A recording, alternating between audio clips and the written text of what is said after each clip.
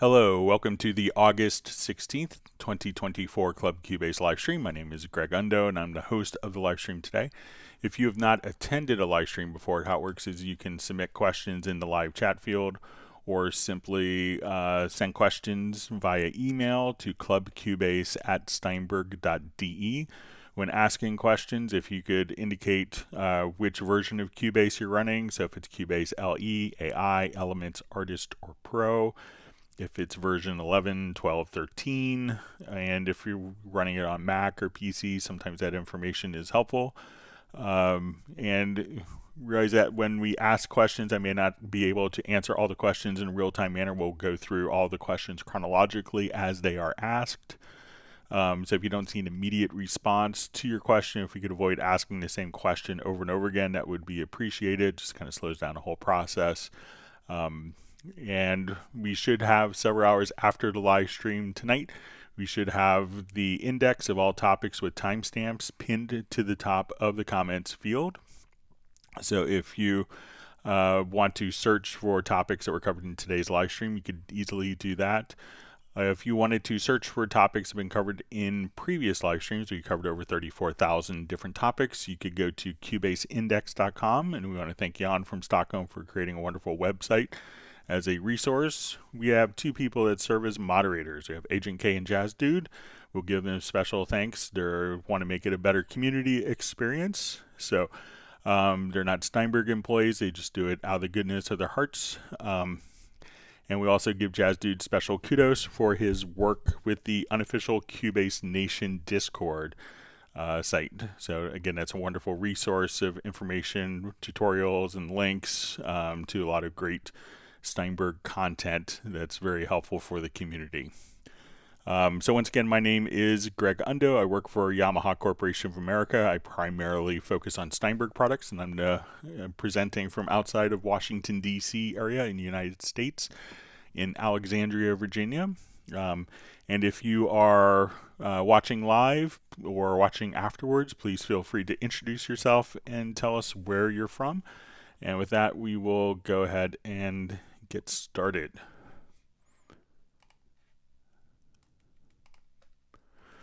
Okay, so we see Stefan checking in from Sweden. Glad you can make it. We have Vince, aka Flyv, checking in from Winnipeg, Canada. And we have Uno Memento, who is sending greetings from Tallinn in Estonia. He's on the road, so he's going to be checking in. He's usually based in Finland. All right, we have a question from Indrop, who asks, hi Greg, when I use FM Lab in Halion Sonic, the matrix section, there's a GUI glitch in the destination tabs. For instance, pitch going to amp end where they get stuck. Does this bug happen to you? Thanks. All right, so I saw this right before and I opened up just a quick instance of within Halion Sonic 7. And we did kind of, so we're in our matrix in FM7. So let's say if I go to pitch,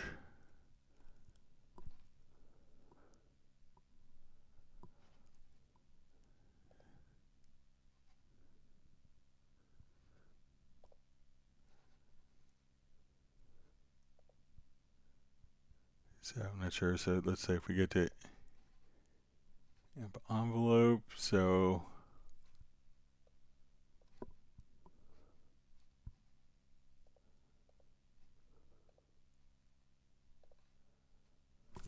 and just make sure it's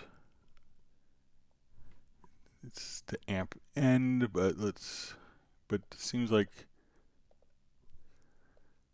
everything is functioning. Let me know if I'm doing this correctly the same way you are, or if you want to email me a screenshot, I'd be happy to take a look at it. And if you want to send it to me at clubcubase@steinberg.de, but it seems like everything is functioning as expected here.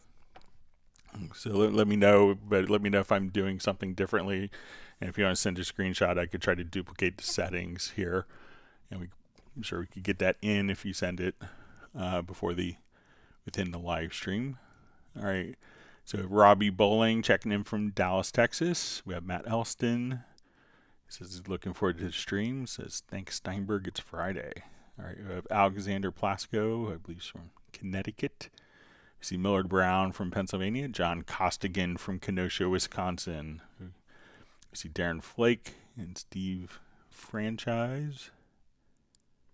All right, and we have John Koutsalinis checking in from the UK. Thanks for joining us today. And we see Tim K joining from Zeist in the Netherlands. And we have Tim Weinheimer from Mission Viejo and Dallas LaRue from Las Vegas.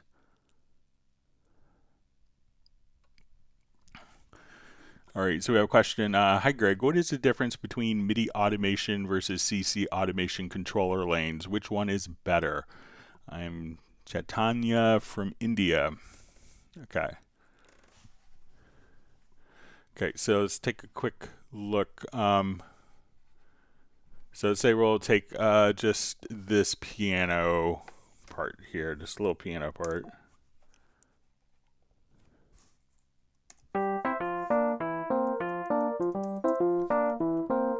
All right, so if we were just dealing with all of the particular MIDI information, so if we were dealing with a hardware instrument, or we'll call it a legacy instrument, if you will, and we want, and it's not a virtual instrument, so Cubase doesn't really have access to the audio, what we could do is within the MIDI event here, we could draw in what's called a MIDI CC. So the MIDI CC for volume, and a CC stands for continuous controllers. So these are a number of different types of MIDI messages. So if I wanted to now draw in volume changes of this event, we can now, as we play,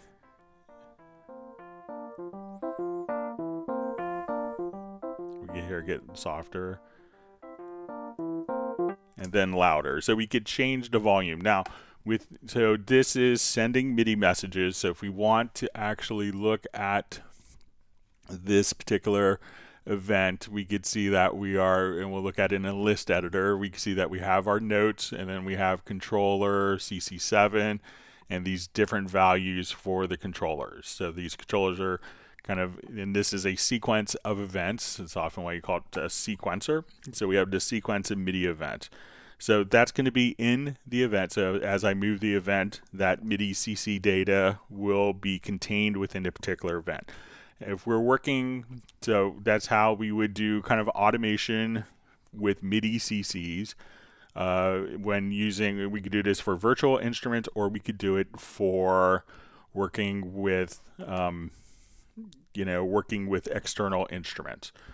Now, some of the hesitations that people have about this is within the MIDI specification for MIDI 1.0, and Cubase has MIDI 2.0 support, but most controllers won't actually be able to transmit.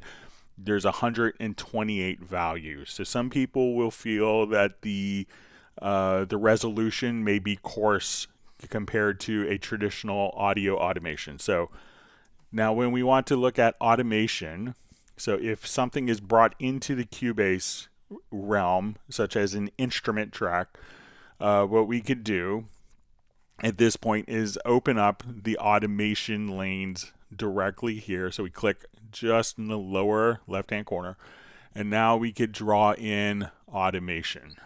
So as we listen to this, we can just come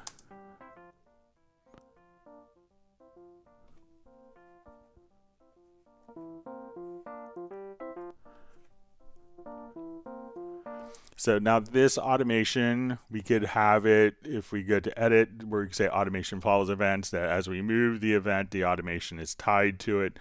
But this automation can be edited. We could see, it's going to be actually editing the volume of the audio as opposed to MIDI messages, which is kind of transmitting. So this will have a finer resolution. So some people who have been doing, if you're a lot of people that are maybe approaching it from a mixing perspective of like, I'm a recording engineer and I want tapes and automation, may prefer to use this automation. So that, and this is kind of a more straightforward paradigm of the automation on the tracks. If you are a composer, you realize that a lot of the information that you work with may, when you're dealing with orchestral stuff, that you're going to probably be writing in additional information as MIDI CC. So it could be that you have velocity, which would show you every single, like how hard each note was pressed in this. But we could also take a look, and if you're doing, and within orchestral stuff, you may have several different MIDI CC messages. So you may have modulation, which affects the sound, and you may want to have volume. And let's say, okay, so we want this to do kind of a fade out, and I wanted to like bring in more instruments dynamically, like if I was working with the string section, and that may be utilizing expression. So within a particular MIDI part, you may adjust the dynamics using one or all three or four of these different types of MIDI messages. So people that tend to do more scoring work, like if you're doing orchestral sequencing, film composition type of work, may want to work with MIDI CCs because that's how they could kind of get more control out of their particular instruments. And if you were just doing a straight audio, at that point you may want to consider just like the traditional automation on the event. So, but either of them can change volume. So, but this may be a little coarser, but this may also bring out, like as you adjust this, we may start from 4 violins to 6 to 8 to 12, depending upon how the sample library is set up. So hope that makes sense somewhat. Gets to be a complicated question after a while.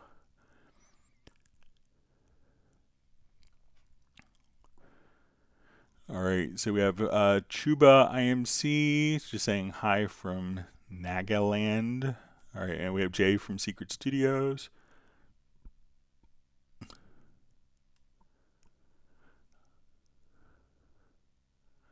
All right, so we see Pallavi Chaitanya says, hope my question goes through. Chaitanya from India. So let's see if that was when it was asked earlier. So I'm not sure if I saw your question earlier, so sometimes you may have to break it up into, okay, I guess that was the one we just did. All right. So let me know if that makes sense for you.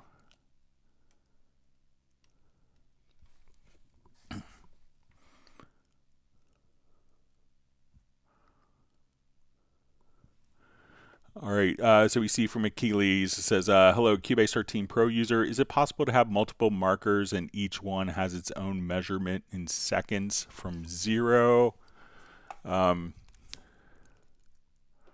right, so let's add a marker track here. Okay, so the markers will generally show, the grid. You can switch between bars and beats and seconds. So let's say if I'm here and now I enable snap, which is this little button here, we can say I want to snap to seconds. All right, so and you could also turn this on and off by hitting the letter J. So now when I drop a marker in, we could drop the markers in, directly at in seconds. So as we come here, we just kind of zoom in and say, okay, now we could just drop in our markers based on seconds. So we see 7 seconds, 8, 9, 10. If we switch to bars and beats, we can see that our main timeline here is set to bars and beats, but our markers are still at 7, 8, 9, 10 seconds. Now, one quick way, if you could set up 2 different timelines, and you may see a timeline indicated right here on the main transport, and you see these three little dots. If you hover the mouse over that, we could see that we could reveal a primary and a secondary time display. So I have my primary time display, like when I'm doing music projects, set to bars and beats, and my secondary set to seconds. Now on my computer keyboard, just above and to the right of the space bar, there's the period key, and we could just simply switch back and forth between my primary and secondary time display. So I can see I'm in bars and beats. I hit the period key. Now I'm in seconds. So, or in absolute time. So at that point, we could just easily toggle back and forth, but you could drop in the particular values right here in seconds. So just switch to your secondary display if you have that set up for seconds, and you could snap in, and this way you could just automatically, as we switch between our different time, you could just have those markers automatically be set in the same space for every second. So I'm just going to reread, make sure that makes sense.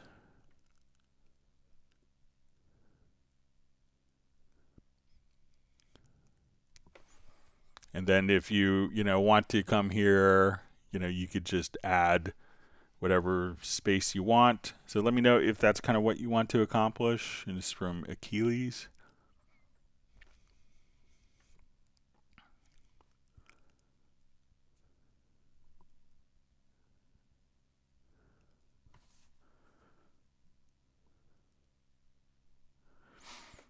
All right, so we see from Secret Studios, says, "Hi Greg, I'm finding that virtual instruments from orchestral libraries are leaving me with weak, small waveforms. Even when I check volume levels in the plugins, are there common fixes?"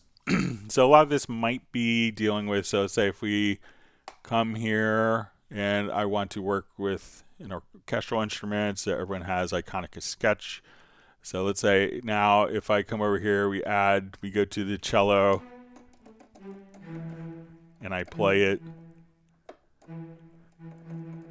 So when we go to different patches, let's say I want to go to maybe sustain, it may be, depending upon the articulation that you're working with, as I play now, we don't necessarily have like a really loud signal.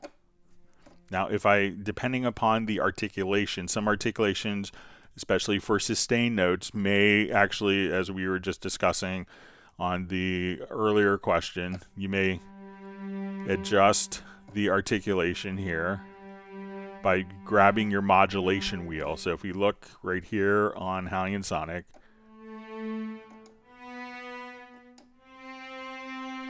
so if we wanted to record something,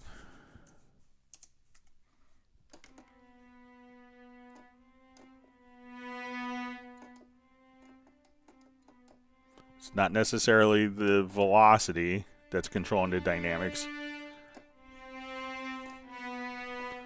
So if we take that and let's render that particular file,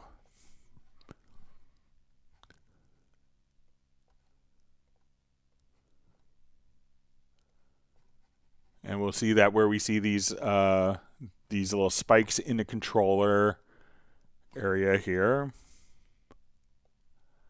that we will have louder parts. So we'll do a render in place on that particular event.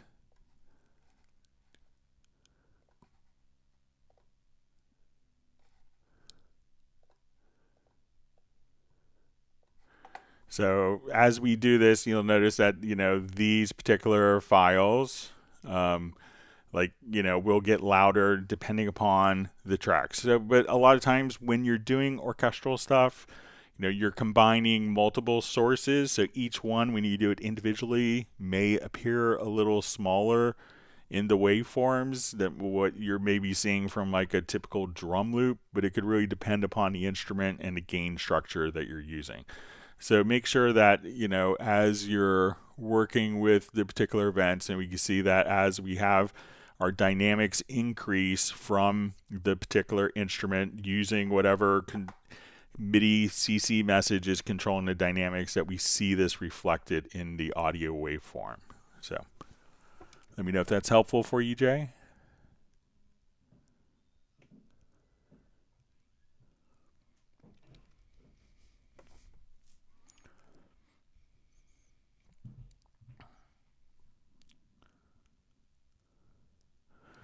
Okay, so we see from Zephaniah, who asks, is it possible to stack multiple instruments in Retrolog or Pad Shop using Artist 10 on PC? So if, those instruments aren't multi-timbral, so when we go to an instrument such as Hallian Sonic or Hallian, this is a multi-timbral, so we could have 16 different instruments. When we want to work with something like Pad Shop and Retrolog, are both work on a single MIDI channel. So when we want to stack, if you wanted to stack sounds, let's say if I want to come and let's add an instrument track and let's add a Retrolog, this will just kind of play back a single sound. So let's say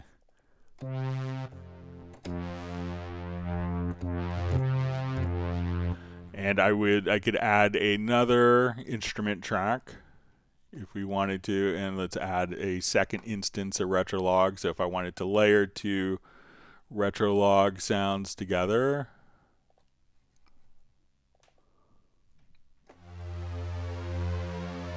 so we'll take this, I will knock this up an octave here,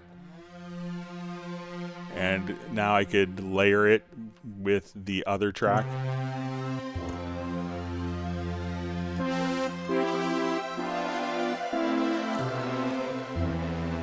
And this would be the same concept that we would have if we added in a Pad Shop instrument.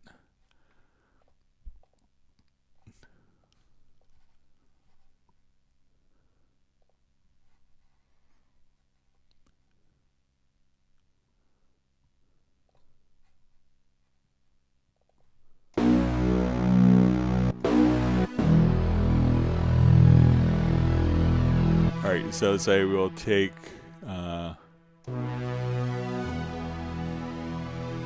so if I wanted to add a second Pad Shop sound, so these again will output one particular instrument. So now we're listening to all three sounds. If I wanted to just come right over here, we'll say let's put these into a new folder. So now I could collapse everything and we could have, okay, my synth layer. And now I could have one folder.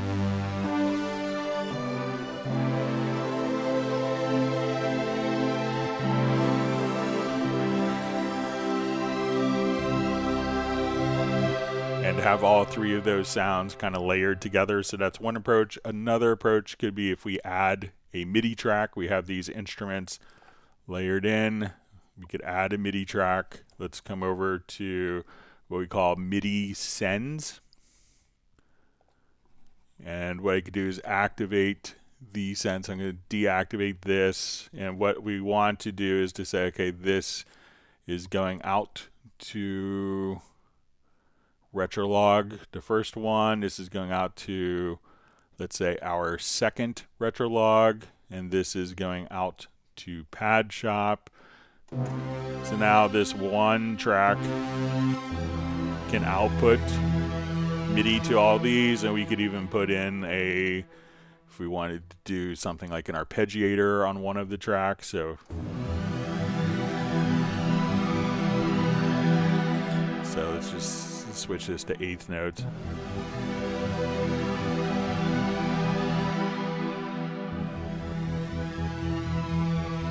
Quarter notes, that we could have different MIDI plugins on these as well. So as we play this one MIDI track,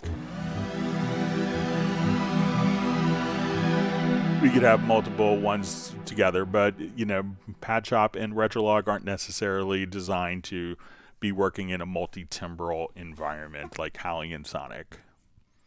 So let me know if that's if that makes sense for you, Zephaniah.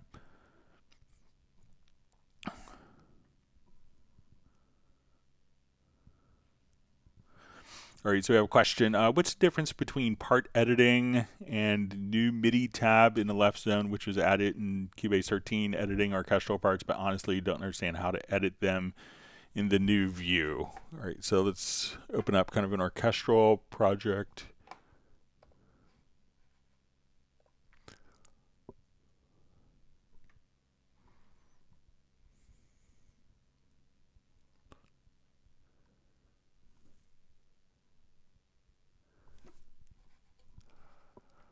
Okay, so let's say we are listening to,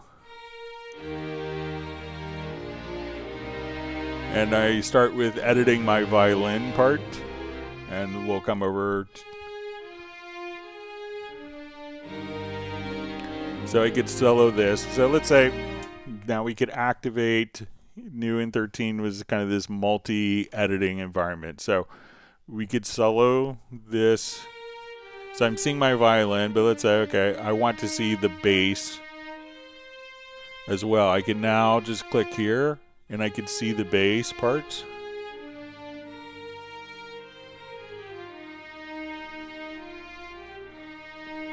Or if we want to see the flute,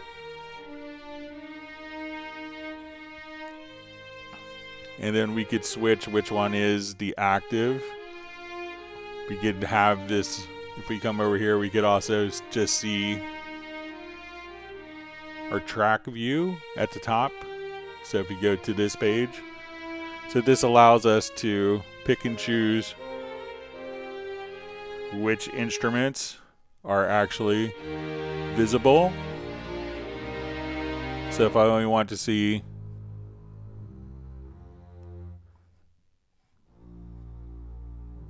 So instead of having to kind of close out this window and then go back here to see what we're editing, I could just see from within an open key editor, we could just choose.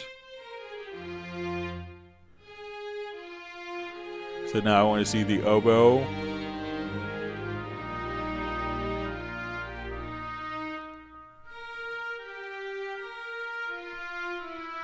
And let's look at the bassoon. So this just allows us to pick which parts we are seeing at any time without having to constantly close, reopen the window. So let me know if that makes sense for you.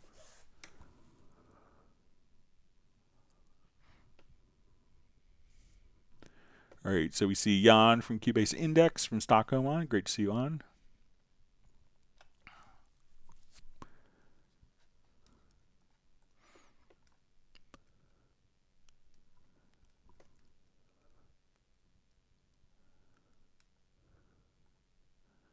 All right, sorry, my chat field jumped. All right, so we have Marco from Slovenia who asks, is there a way to edit the positions of the saved effects in the direct offline process window? All right, so let me jump back to our previous project here.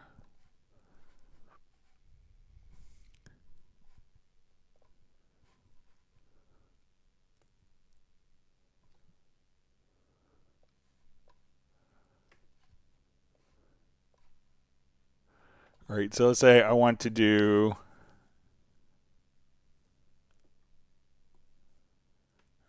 just reread this.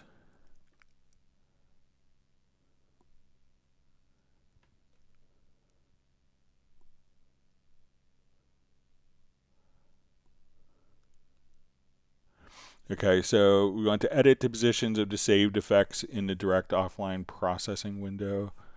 Okay, so let's say we want to do offline processing on this particular drum loop here.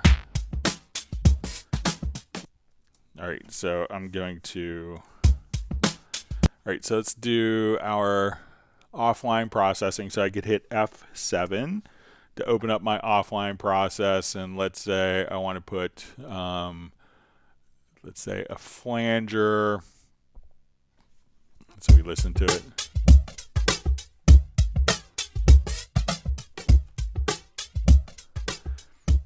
And let's put maybe a filter on.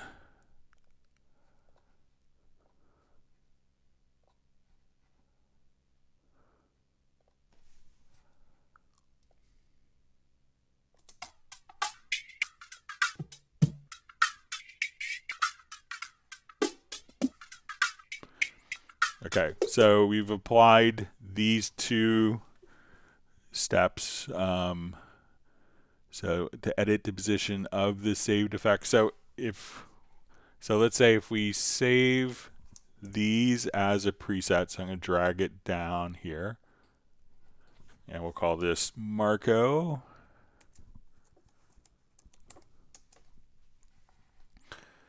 Okay, so let's say I come here, I delete all of the processing. So we're back to where we were originally. I dropped this in.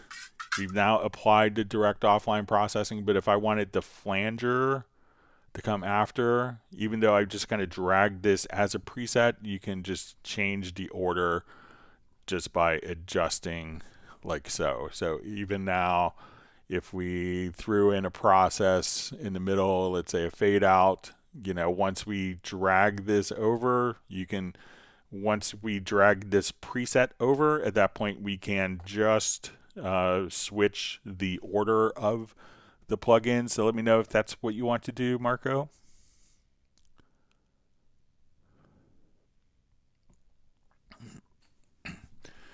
All right, so we have FlyV from Winnipeg who asks, what might be the best way of changing between BPM and tempos like 4/4, 1/8, 3/4, etc. 3/4. Okay. So usually, let's go just take a look. So usually, the tempos, BPM and tempo. So let's say if we want to have a tempo, I'll come over here to our tempo track, and we will add a signature track. So let's say we start off at, we're at 100 beats per minute, and I put in a measure of 4/4 here. So we'll go to our signature track and we'll say,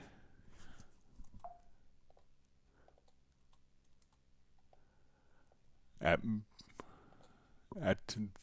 measure 52, we want it to be, or measure 53, we're going to have it at 4/4. So now, if we turn on my metronome,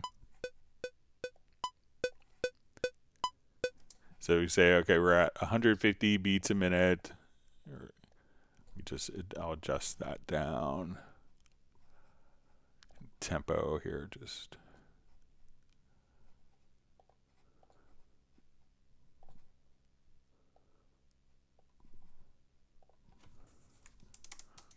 All right, so right now, let's say we're in 4/4, our tempo is 100 beats a minute, and we hear our click track.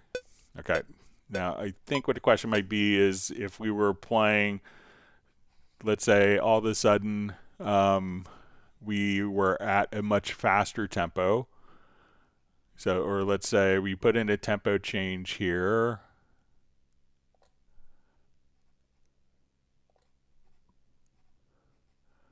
And at this tempo change, we want it to go from 100 to 160. And let me just change this to step.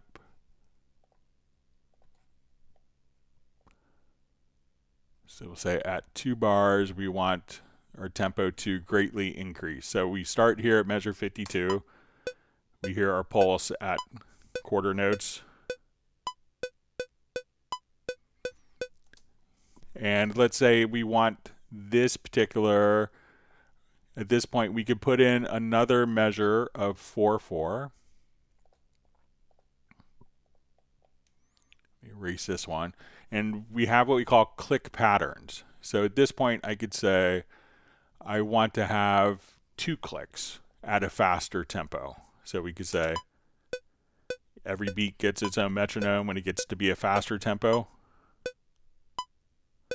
Like almost like we're going into cut time. And if we wanted to do a slower tempo, so let's say we come here and we want this value to be, let's say 72, and we put in a different signature event. So let's say we move this, I could change the click pattern here, and we could say let's make this into eighth notes. And then we could have different subdivisions, so we could take different tempos, so quarter notes, and let's say we wanted to be like a half note beat at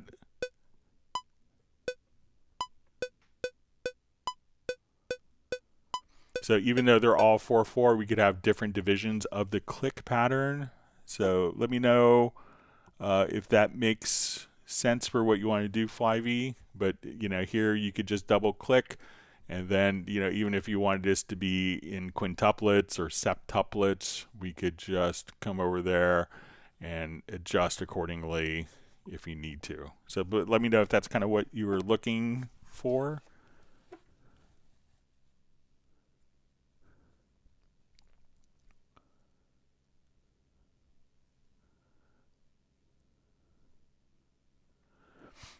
All right, so we see from Sacred Ministers TV, where necessary, is it you? Only instruments or vocals also? So I'm not sure if I understand the question. Maybe it's a follow-up or a question on one of the previous topics, but obviously in Cubase you could do pure vocals or pure instruments or a combination of both of them.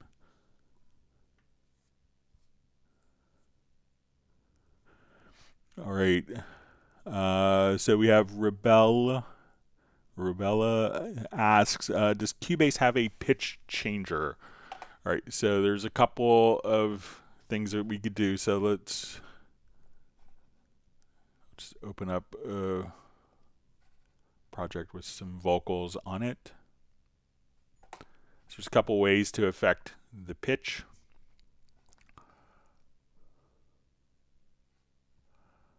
All right, so let's take our lead vocal here.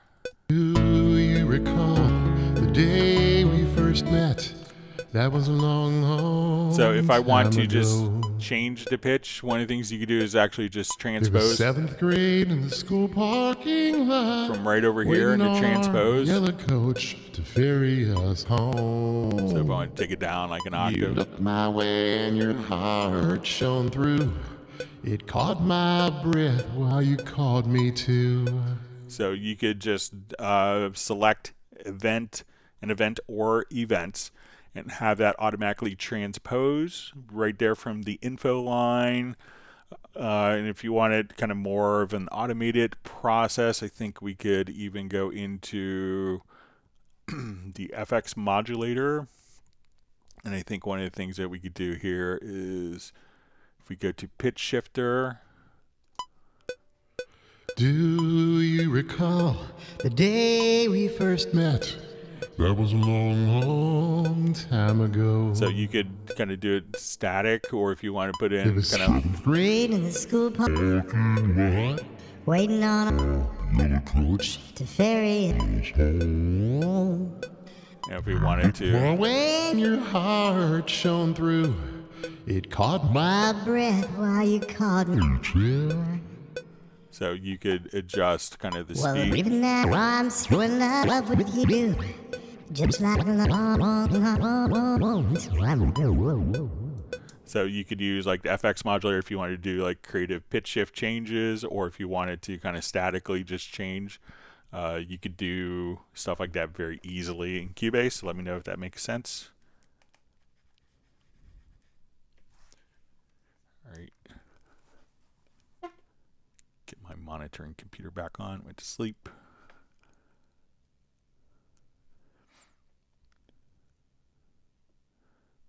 All right, so we see from Pallavi, says, yes, Greg, that helped. All right, good. And wonderful to see Razel checking in from Denmark. Thanks for joining us. All right, and we have Benny, who's out on a gig, just stopping by to say hello. All right, so we have Avery says, hey, Greg, how are you? It's Avery from Tel Aviv. So I'm doing great, thanks. Just happy to be back doing the live stream today.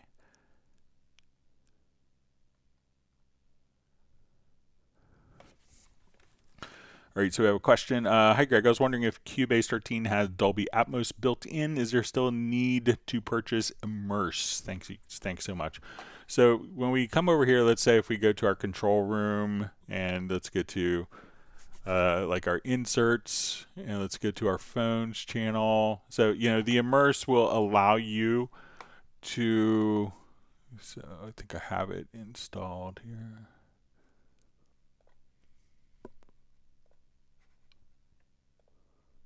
Yeah. So what the Immerse will allow you to do is to, because while Cubase can do all of your processing and do all of your mixing and deliver for Dolby Atmos, kind of what the Immerse is going to allow you to do is to have your monitoring environment. So if you're listening to it with headphones, you could have your particular headphones. So if you say, okay, I have my Audio Technica, the ATH M50X, very typical headphone, that they've modeled different rooms so that you could more accurately do all the binaural monitoring with this. So, it's just a different way of saying, okay, I want to go to, different, into Lursen masterings, or I want to go into Alan Meyerson's room.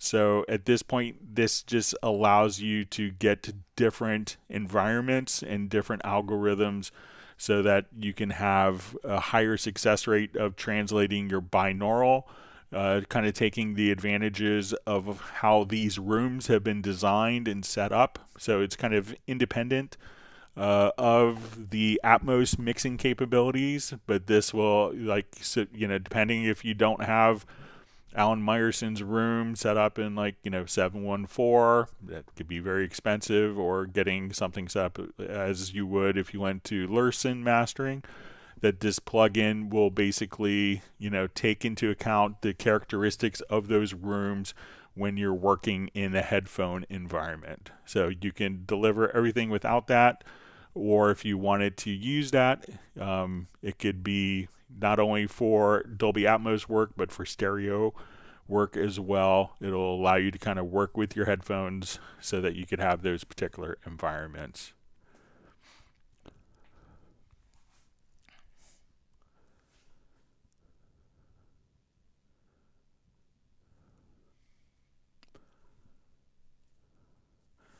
All right, so Pallavi asks, can a simple volume automation replace compression? It is an intimidating topic, especially the audio compression visualizer and all the math behind ratio. Thanks again for the help. So it could really depend upon what you're doing. So let's say if we had a guitar recording that was a bit inconsistent volume-wise. So let's say if we were doing, you had a performance that was kind of dynamically all over the map.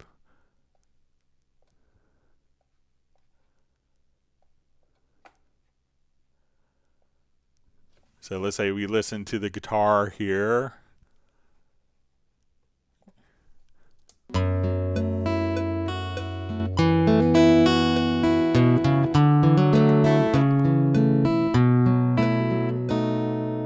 Let's say now the guitar is going to get softer.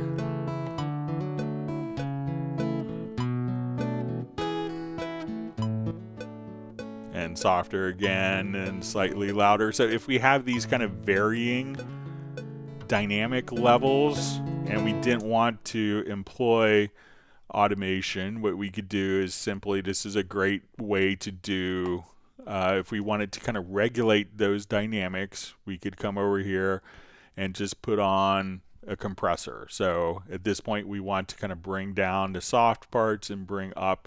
So as we kind of start off here, the louder parts will be compressed. And it's much more seamless transition.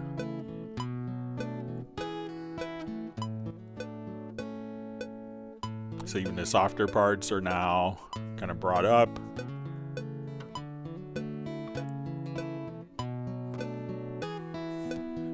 So in that sense, in more of a corrective measure, you could use compression with that, but a lot of people are going to be using compression to add certain colors to the particular sound. So if we wanted to come over here and have like a tube compressor, and at this point we could just say, okay, I want to take, let's say we start here.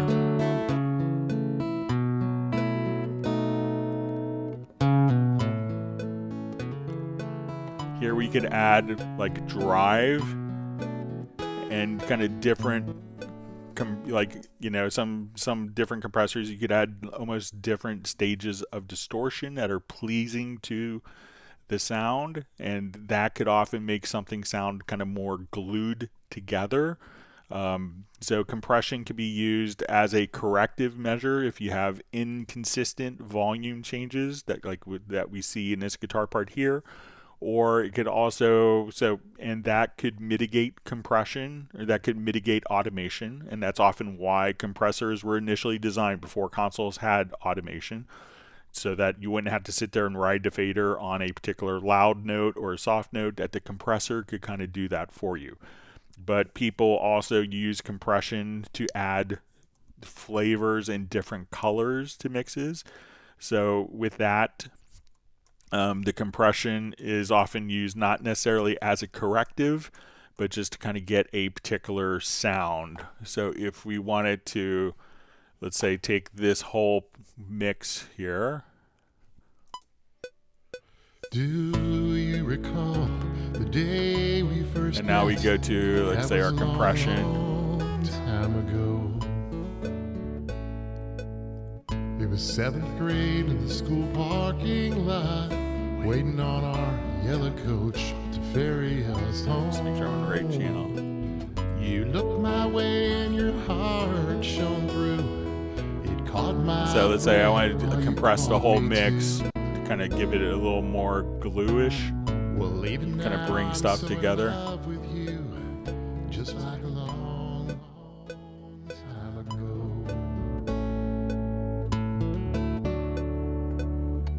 Oh, I remember the day that we went. Seems like Then a if we were to- long time ago. And our first kiss, there was no regret.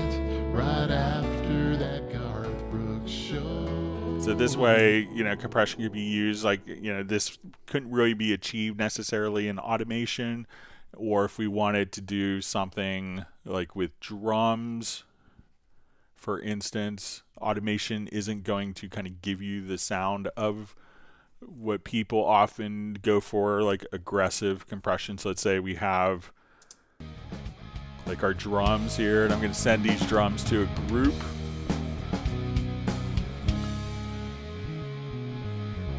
And then on this group, I'm going to put the compression on.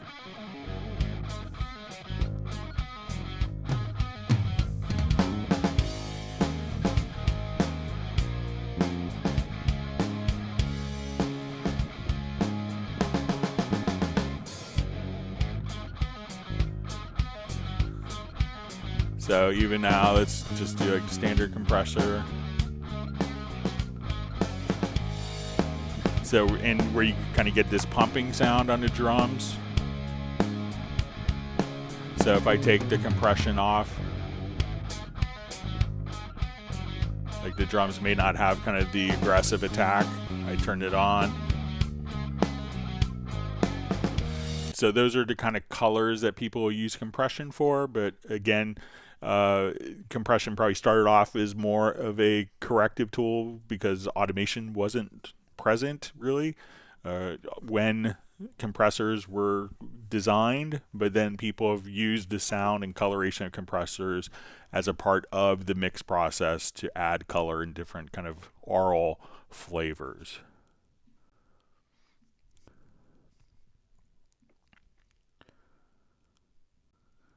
All right.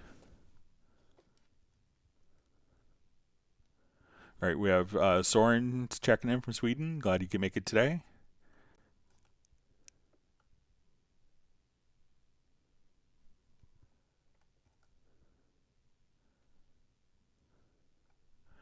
All right, so we have Abhishek, Kate, how to use notes voice function when selecting notes in the piano editor window. Okay, so we see voices like soprano, tenor, etc. All right, so let's take a look at like a piano part here.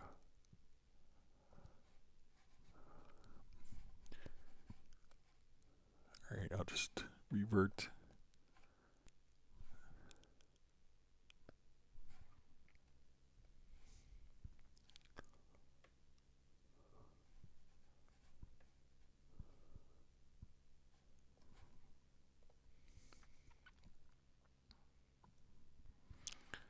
All right, so let's say if we look at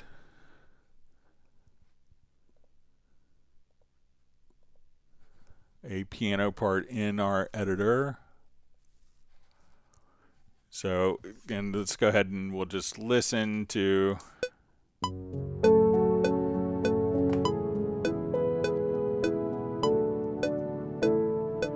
So it may not be labeled as like, you know, SATB, but like when we look at our notes here, so let's say, okay, we have D, F, F sharp, A.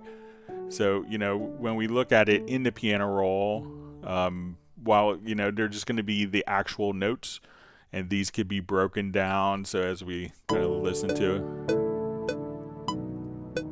So we can see that we go from like a D major, and then we have a D major. So we have C sharp, A, E, and A. So here we have an A major with C sharp and bass. And then this we go back right here to, it could be like a D6 chord. So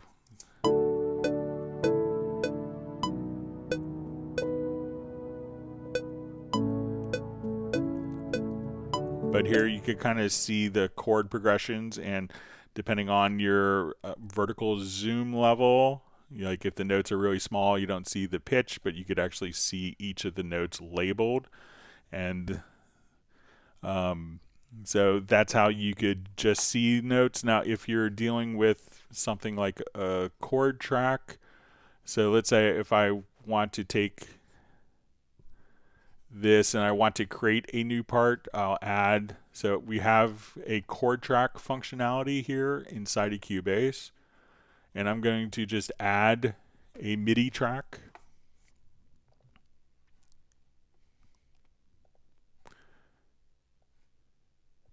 And then we could actually kind of choose our chord voicings here. So if we say, okay, I want this to be, you know, what type of chords do we want for this particular track? We could say there's a chord section, and we could say, okay, we want to follow the chord track.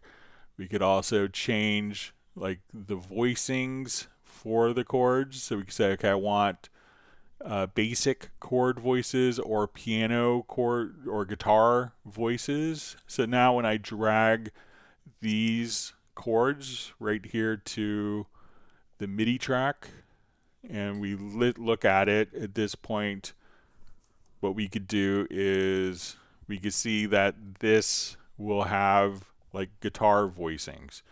And so you could set this up for, you know, basic chords or SATB. So anything that you have in the chord track, you could drag it down. So once you select it, here you could choose where you want piano or basic chords or guitar chord voicings.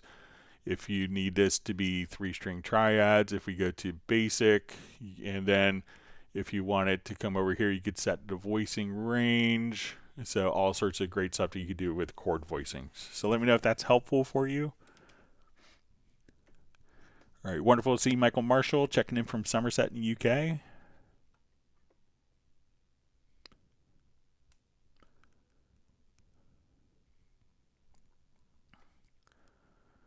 All right, so we see from Alex, Cubase 13 in the chord pad section. Is there a way to make it so that when I click on a chord pad, it plays until I click on a different chord pad? So I think the intention of like the chord pads here is really that it's almost going to be treated kind of like a musical instrument. So when we go to our chord pads in the bottom and we trigger chord pads,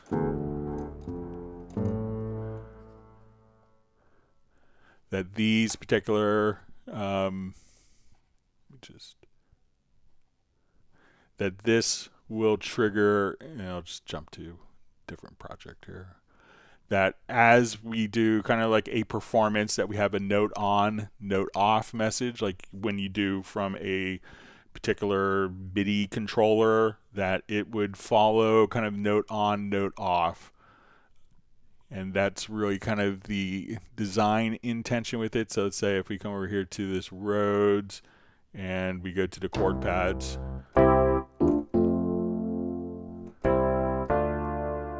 that as soon as I let go of the note from my MIDI controller that's triggering it, or if I click on the mouse and release the mouse button, that it will stop. So it's not going to sustain forever, and that could cause all sorts of other problems. Like, do you want this to, like just hold, when should it let go? Should it just, like at the last chord of the song, should it keep playing, or should it just follow the chords as you play them? So this is really more intended not to hold the chord forever. You might be able to use a sustain pedal maybe.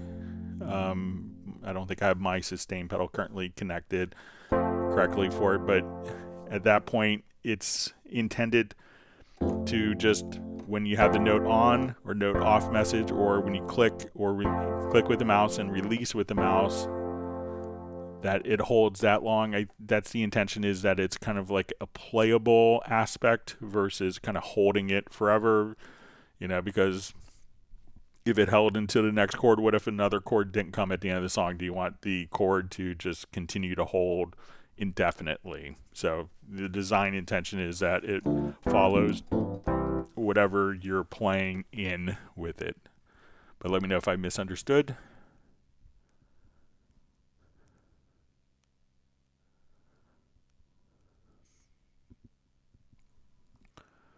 So we see Flyv says, ooh, step and ramp tempo. So yeah, it's a good little thing. So if you're not familiar with this, if you have tempo maps, you could choose to have them, it's kind of a hidden thing unless you extend this out, that you could choose for it to, if you want it to ramp. So if I put in the tempo change here, it would create a ramp. If I have this set to step, that we could just immediately go to a different tempo value there.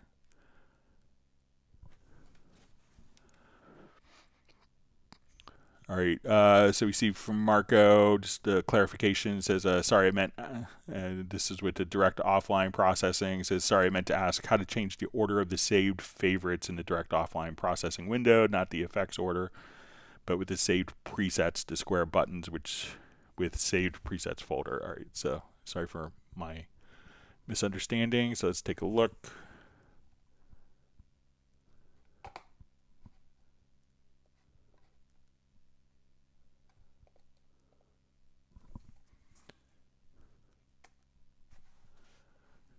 Okay.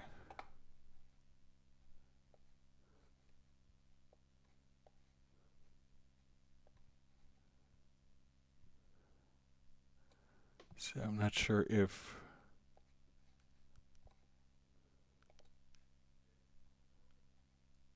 I think these might be just done in order. Let me just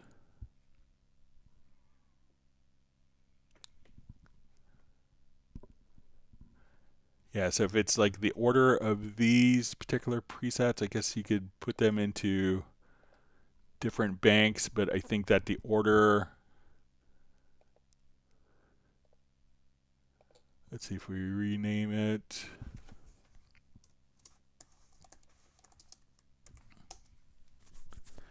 So it looks like the order might be just kind of fixed on how they were created. So I'm not sure if that's changeable.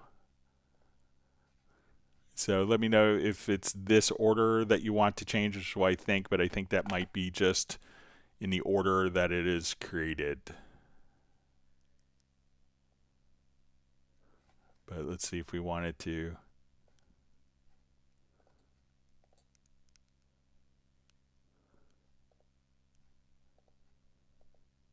Yeah, so I don't think that there's like where we could change the order of those.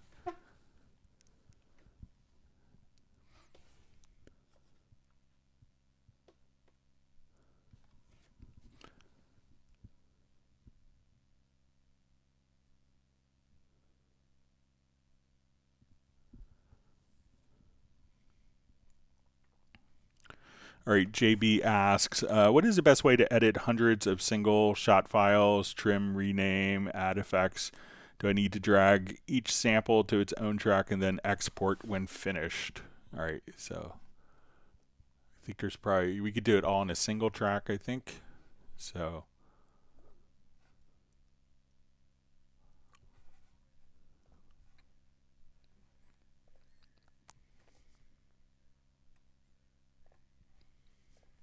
okay, so I'll just put a bunch of tracks here on a bunch of files on one track. All right, and I'm just going to add some space.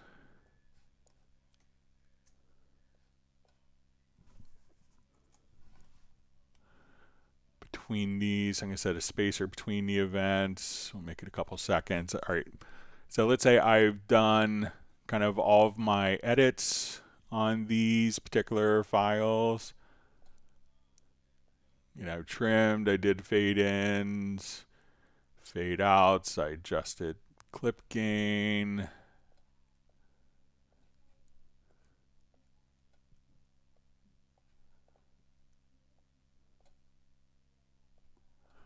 Okay, so if I have these all laid out on tracks, so sometimes when people are exporting, one of the things you do is it's pretty easy on different tracks, but I'm just going to select all of the events on this track. So if I hold down Shift and double click on it, on the first event, that will select all the events. And then you have the option, I think this is added in 12, when you go to File, Export, you could choose Selected Events. And here we could say, okay, I want it to be with channel settings. I want it to go directly into this particular folder. So at this point, we could just say, I want it to go into a folder. And I'll just switch to path here.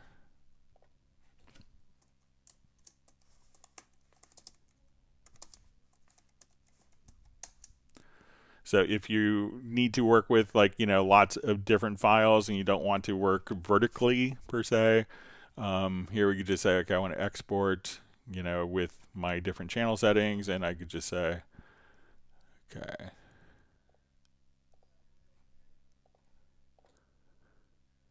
Then each of these files that are on a single track with all of their edits can be exported. So if you're kind of working in, let's say, a non-linear fashion, where, you know, you just have to do edits to a bunch of files, but the timing isn't really relevant, then when we come over to our Finder window, we'll come here to our desktop, and we'll say our August 16th.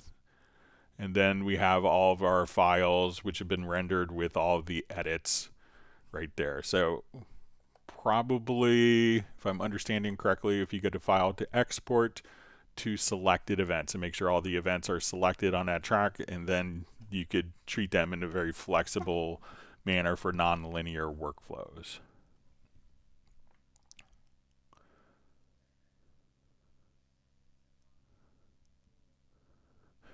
All right, Alexander Nanchef asks, how can I route multiple tracks to one group without clicking on each? Okay.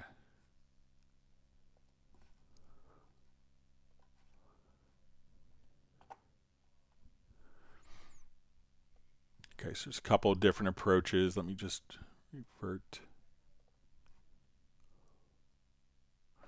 Okay, so one way is if we have an existing group. So let's say we have a drum group here. So I'm going to add a group channel. And we'll call this drums. Okay, so if I select all of my drum tracks, I'm going to hold down the shift key, select the top and the bottom tracks. And then what we're going to do, we see these are all routed to our stereo output. I'm going to hold down the Alt or Option plus the shift key and route these all to my drum group.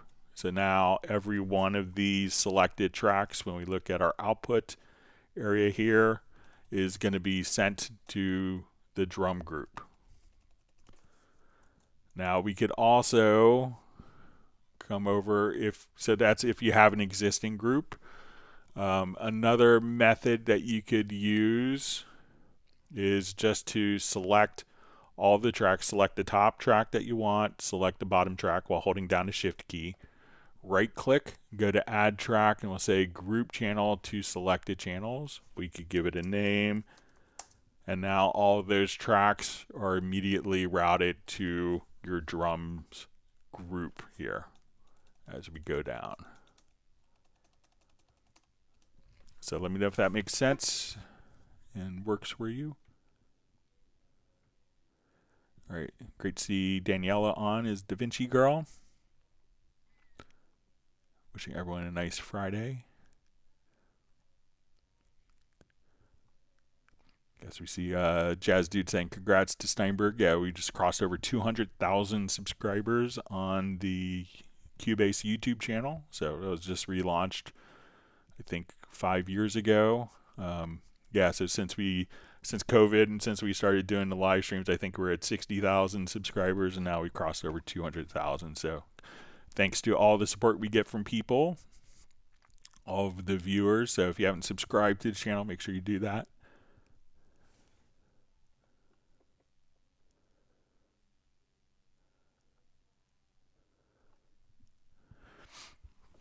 All right, Jack Bourne asks, is it possible to use my UR22C for my WDM audio and use my Apollo Twin for Cubase? So sure. So all you have to do is when you go into your studio setup, just when you go to the audio system, just select your Apollo if you want to use that for Cubase, and within your operating system, for Windows, I assume you're on Windows with WDM, and here you could have, and it's different on Mac OS, which I'm running, but here you could actually see which, and then you could choose for the system sounds to play back through the UR22. So you could kind of go back and forth between them.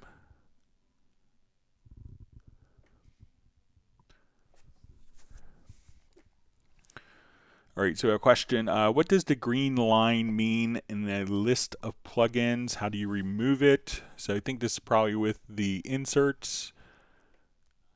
If it's this green line that we see here, so if we have plugins, so let's say we have a plugin here and a plugin there. What this green line indicates is if these will be pre-fader inserts or post-fader inserts. So you're always going to have the option of having at least one, but instead, previous generations of Cubase, maybe like 9 and earlier, you had like a fixed number of, I think you had 6 pre-fader inserts and 2 post-fader inserts, and now each track can be dynamically adjusted independently. So if I need 2 inserts, pre-fader inserts on this channel, I need 7 on this channel, it's dynamic, so you can't necessarily get rid of it, but that's the distinction. If it's this green line, it's indicating which is pre-fader and which is post-fader for your inserts. So you have to have at least one pre or post-fader for it to work. So.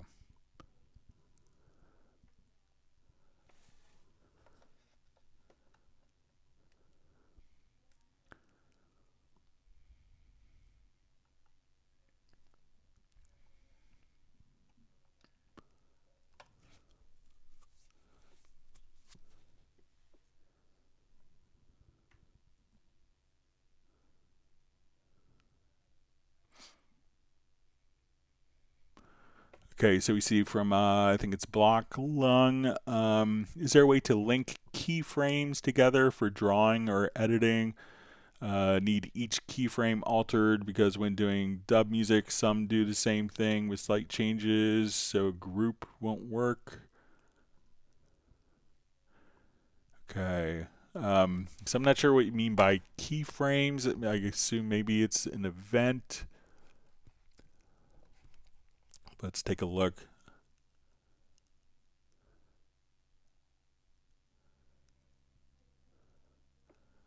So if we have, let's say, an event here.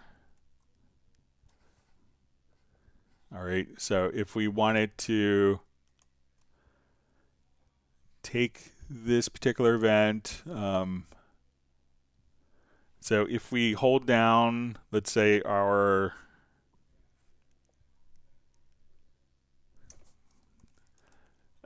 I think if we hold down, if we go to the center edge here and hold down, I think it's Alt or Option. Let's see if I got my keyboard shortcut right here.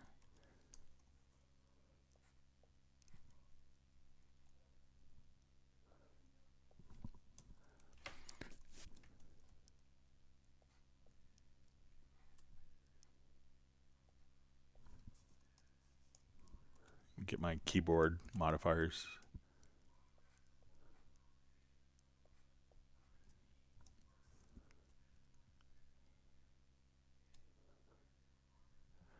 All right, so, but there is like, you could do shared copies. So if I hit Control or Command plus K, I can make a shared copy so that anytime I make a change in one of the, just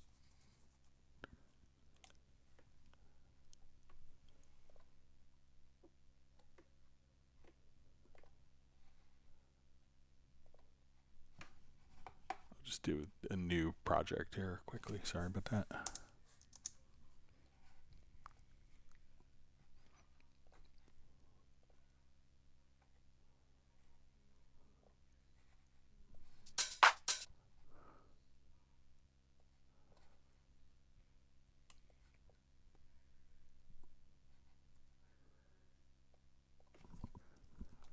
All right.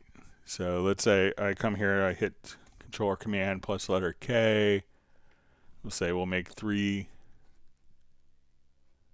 shared copies. So if we make, doesn't want to seem to make shared copies.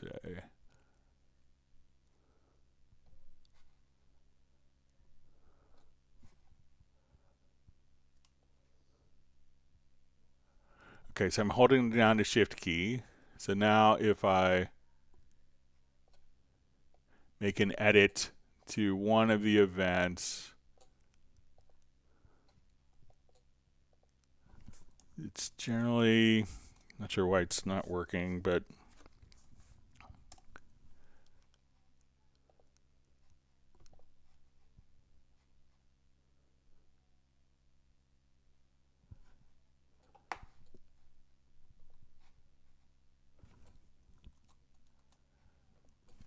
all right, try it one more time. But there is like a shared copies function so that when you make an edit to one, that those same edits are applied to other ones. Or I'm not sure, when you say the key, the keyframe, because when doing, some do the same thing with slight changes, so group won't work. So I'm not sure if it's kind of like a, where you're drawing in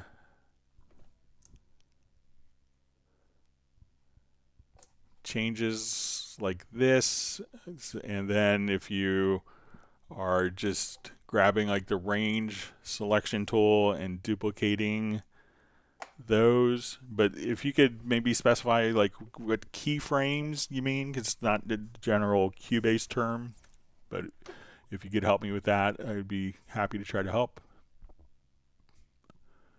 We see Bratman Studios watching from his doctor office, waiting, helps with the waiting room boredom. So that's good. Thanks for joining us. All right, so we see Best Korean Jesus on. just saying happy Friday. And we see Marco just saying thank you.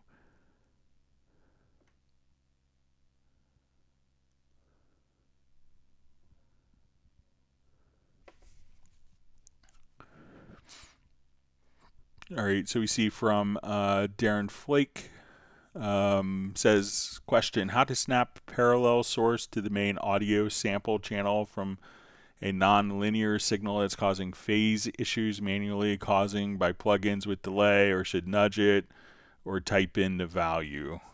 All right, so let's come here.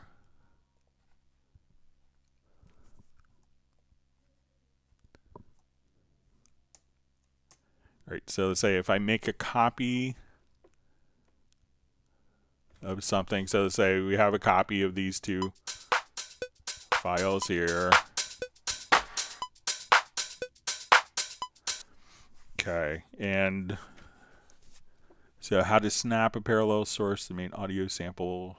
All right, so generally, like when a plugin is instantiated, Cubase will automatically, we'll find maybe an EQ plugin. So let's say if we come over here, we put kind of like a Pultec style EQ on this particular track. We can see that we're not having any kind of phase anomalies with that.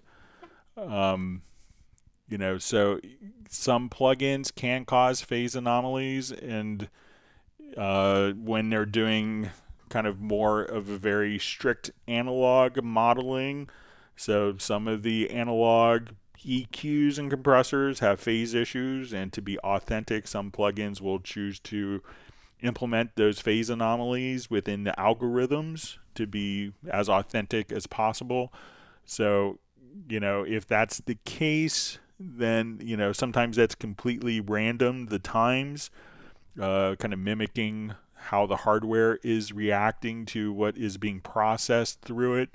So when you're doing something like that, and if you notice phase issues, it's not, you know, if we look at our tracks, you could see that we're not necessarily going to, when we kind of zoom in, that often that, you know, these will be starting at the same points, that they will be perfectly aligned because the audio itself is playing aligned. But, you know, if you notice kind of out of phase stuff, it could be the plugin that's causing it, and you may just have to adjust, you know, the position manually. So if we come over here, you could adjust kind of the start position, and if we change your times, so let's say if we go down to samples here, you could adjust down by samples, just the start position to kind of accommodate for if there's kind of, if there's phase shifting, that's a part of the actual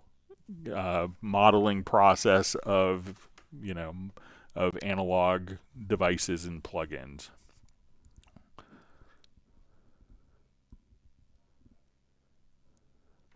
And then you could, you know, if you have plugins that are kind of rendered, if you have plugins, you know, one of the things that you could do if you have a lot of,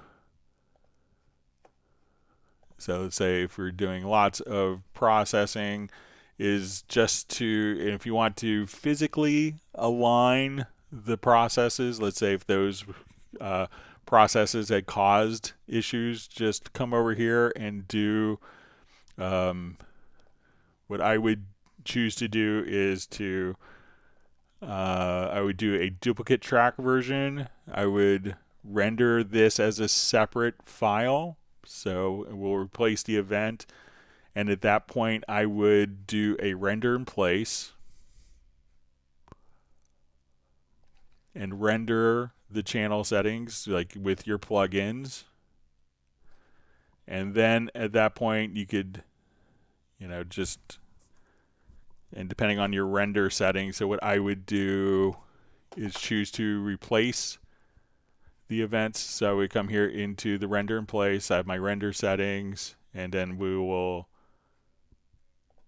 let me choose the track as opposed to the event.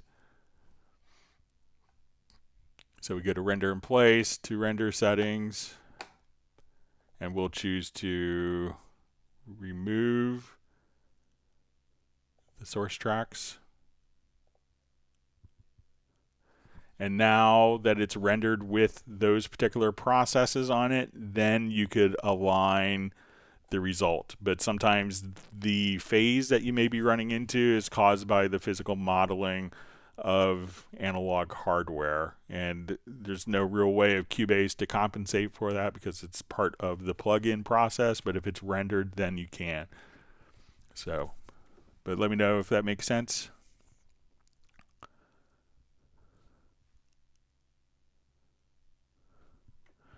All right, Drano Corleone asks, what's up, Greg? I'm using the Hertz gain to help with gain staging. Does Cubase have one built in, or can you suggest something? So it's really just about, there's, a wide number of plugins, of being able to get more gain. So if you need to do it for gain staging, like within a insert, where you say, okay, I have an EQ, and I want to go into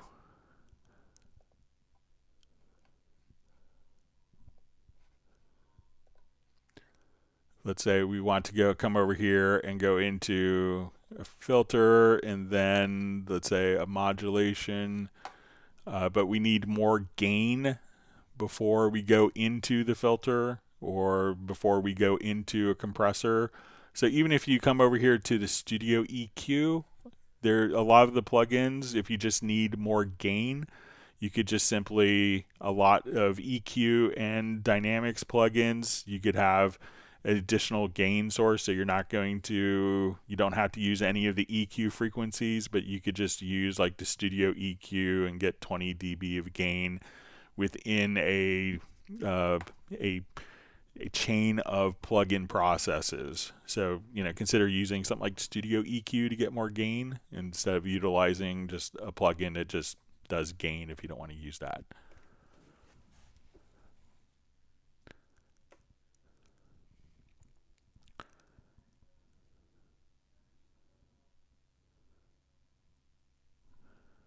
All right, so we see question, is it worth upgrading to Nuendo if you want to work on audio for video for, say, YouTube videos and other non-music projects? So I would say Nuendo is going to excel if you're doing post-production. It's going to have a lot of amazing tools. It's going to have like reconforming. It's going to have amazing tools for doing dialogue replacement, dialogue recording. If you're doing localization, where we have lots of people make lots of money just taking an English project and converting it to 6 or 7 different languages. There's specific tools for that. There's going to be, if you're doing game audio production, there's like some wonderful sound design tools. But if you're doing game audio, the connectivity with Audio Kinetic Wise, which is a game engine, and a game middleware, which is used by most of the large games, is a huge asset. If you were just doing music for video, composing to video, I think Cubase is fine. But if you were doing post-production, if you needed more creative sound design function, like where you make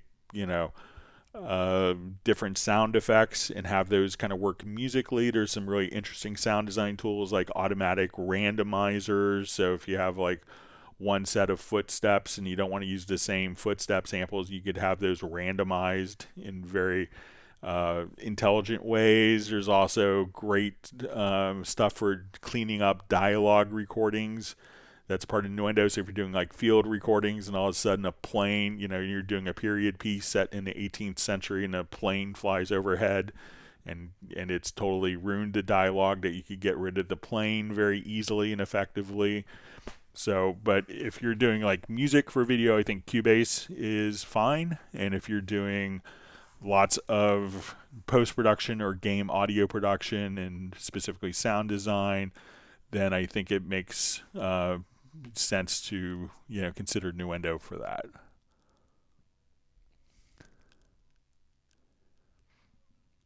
All right, wonderful to see Nick on from Essex in the UK.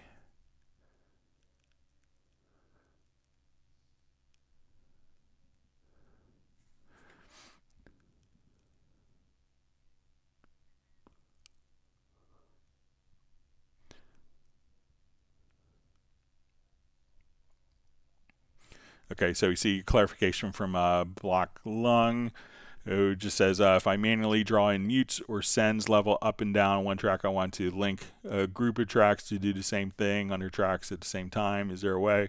So if you're going to be drawing it in, it would, it would be done one at a time.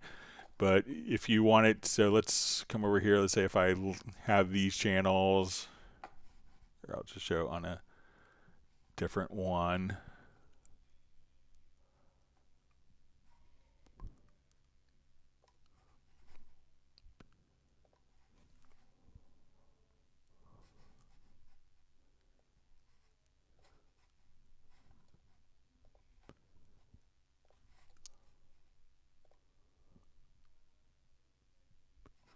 All right, so probably, for drawing it in manually, you could, do it kind of one at a time. But let's say if I am mixing, so let's say I want to take my drums here, one of the things you could do is just put in Q-Link. So let's say as I do this, I have these channels selected, and I want to automate all the channels. So I'm going to enable automation. So let's say I want to mute my drums. Now all those will be muted. If I deselect a couple channels, I can mute those channels. And let's say, okay, I want these particular channels muted. So kind of using the quick link, probably the faster approach is just to do automation. And if you have kind of like this similar plugin, so let's say I want to come here, and I open this up, and with the Q-Link turned on, if I wanted to adjust the EQ across multiple channels.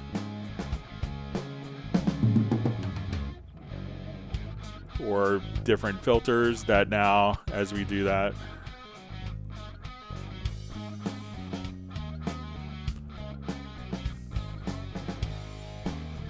So we'll see, I think. If we go up channel, so we could have that same automation written across multiple channels very easily. But if you wanted to copy that automation, so let's say if I come here and we had different automation points, we would have to kind of, select the particular automation range, copy it. Let's go down to this track, and all you have to do is we could just go directly to this automation track and paste it. So you could do stuff like that, but it could be easier as you're doing automation, to automate the different parameters and use the Q-Link, and then you could select channels and write in the automation that way pretty easily.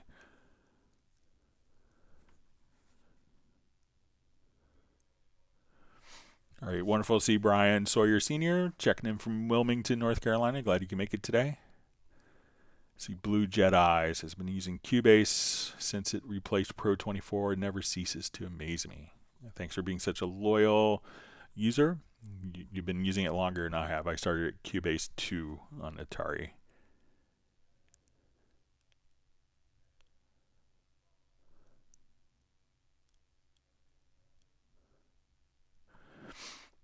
All right, so we see Darren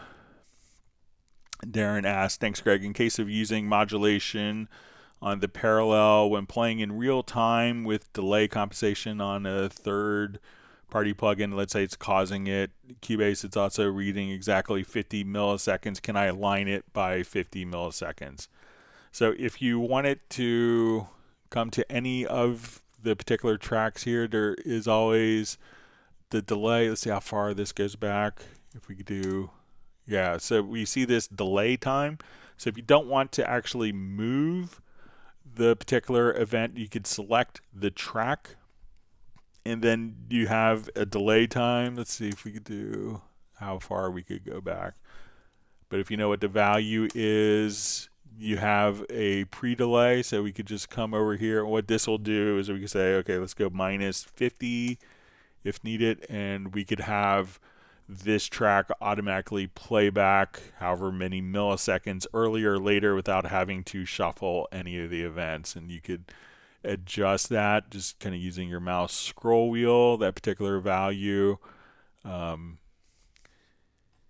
make whatever changes you need to, and you could listen to it while it's doing it. So try just to select the track, and then each track has its own delay setting that you could manually set right here from the inspector. So let me know if that makes sense.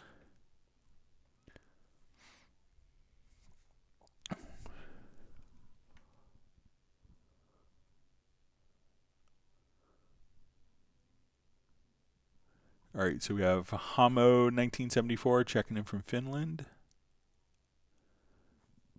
All right, Kenny Thacker asks, how do you set punches on the Cubase app? All right, so there's kind of two different ways of doing punches. Let me just show you quickly.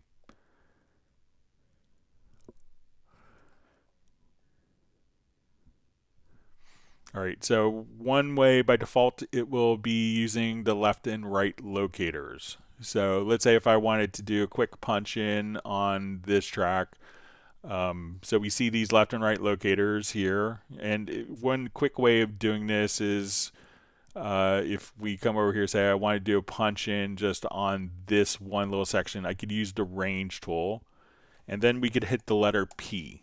Now, and the P will set the left and right locators. And then what we want to do in the transport is we could just say, we want to do a punch in and a punch out on this track. So as we play, we'll see on this track that's selected, and let's see if I have to. So it'll now just punch in and punch out. Now, if you don't want to hit P, there's a handy little preference. So if we go over to your preferences and we go to editing, we will see cycle follows range selection. So if that is unchecked, what you could do now, if I say, okay, I want to punch in just on this one hit or one word, I could then hit the letter P, and the left and right locators will set the in and out points for that. If this preference is enabled, again, under editing to cycle follows range selection, that when I hit apply, that anytime that I select a range selection, that the left and right locators are automatically set. So now if I come over here, we enable this track for punch in. So we could, again, just activate this on the transport by hitting the letter I for punch in and O for punch out.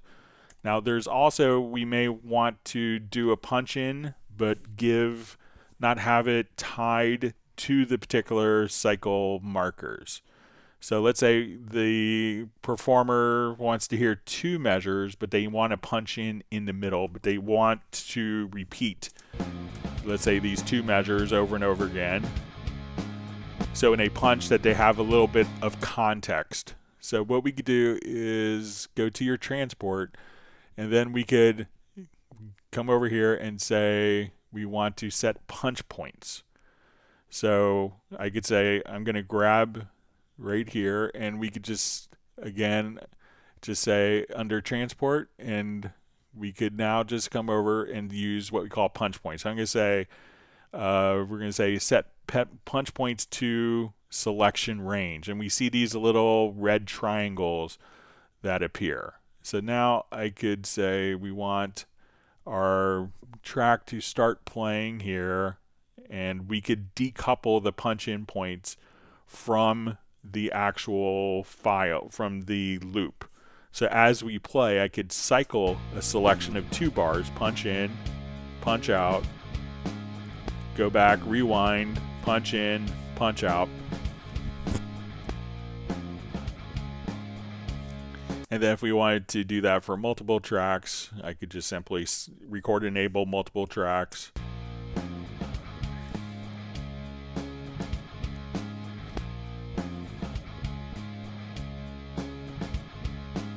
So at that point, using punch points, we could have an independent looped range and use punch points to set up exactly where we want to punch, but give the performer a bit of pre-roll and post-roll time for doing your punch-ins and punch-outs. So hopefully that helps. But yeah, it's super easy and fast to do. And then this button here we see this little lock button that will automatically lock the punch points to the locators. But so we have a lot of the punch settings that could be set just to the left of the transport.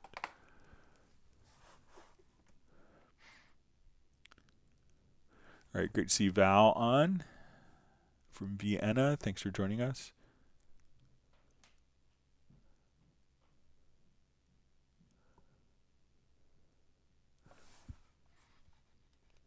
All right, I'm going to jump to some of the questions that were mailed in. Let me open up project for this. I prepared for some of them.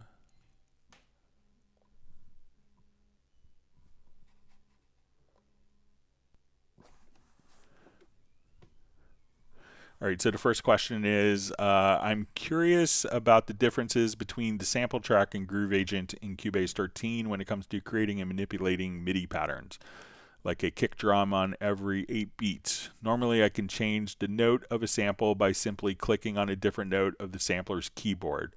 I see that the sampler track in Cubase has a similar keyboard, but how do I change the note of a sample in Groove Agent?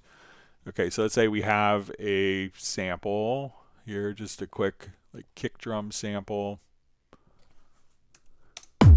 So we have that. So if we drag this to, let's say, a sampler track, once we've done this, our sample can be mapped to different pitches automatically. Now, if we do this same functionality utilizing Groove Agent, because we could have different samples here, so I'm going to drag it to Groove Agent, and we say we put it on C1, that as soon as we play this particular sample, and if I wanted to play it on a different pitch, it's only showing up on this one particular key and this one pitch. So it's not mapping it kind of like the sampler track is automatically. To do this, we would go to the pitch tab and we would set the key range. So I could say, okay, I want it to go down an octave. So we'll say, okay, let's go down to C0. And I want it to go up to C3 or whatever. So now we have the original sample here, and as we go up, we could chromatically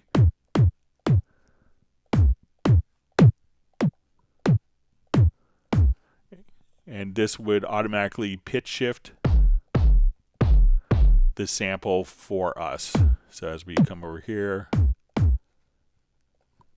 so again, to do that, we need to select where the origin sample was placed to under the instrument to edit, and then you'll see the pitch envelope here, or the pitch settings. Activate the key range, and then you can just set the key range, and then your Groove Agent samples can be mapped wherever you need them to be. So if you want to play major chords,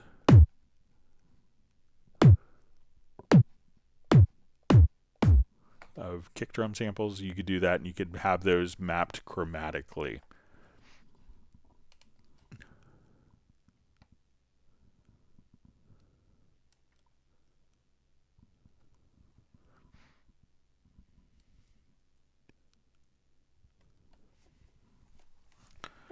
Okay.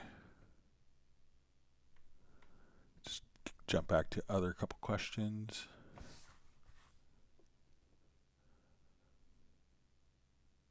All right, and we see Kenny Thacker says he's new to Cubase IC Pro. So we see, how do I make the tracks larger in IC Pro? So I'm not sure if you want the, the IC Pro is just kind of I don't have my iPad connected now, but there is a preference that you could probably set. So by default, I'm not sure if it's, I know if we grab kind of the, if you wanted to do it vertically, if we just come here with the Alt key, the Command or Control key, that we could do that. And I think that but I'm not, let's see if it's, but probably if we come over here to zoom settings, so if you go to like the key commands, that we could zoom in and out tracks. So if we say, let's go to, so if you look under the zoom category and you can set the key commands to zoom right there. And then set up like in the user definable keyboard shortcuts or the functions commands area in Cubase IC Pro, then you can just simply adjust the zoom, or just have that for, you could hit G and H. So those are typical zoom, and Shift G, Shift H. So if you look for those commands, you get to assign those in Cubase IC Pro.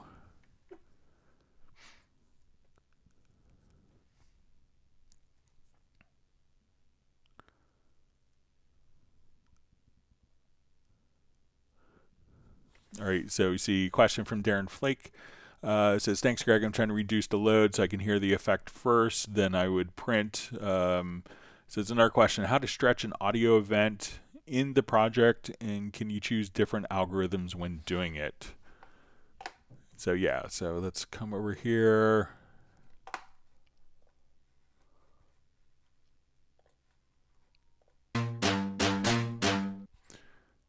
Okay, so let's say we have this as an event. So when we go to our object selection, there's 3 different modes for the object selection tool.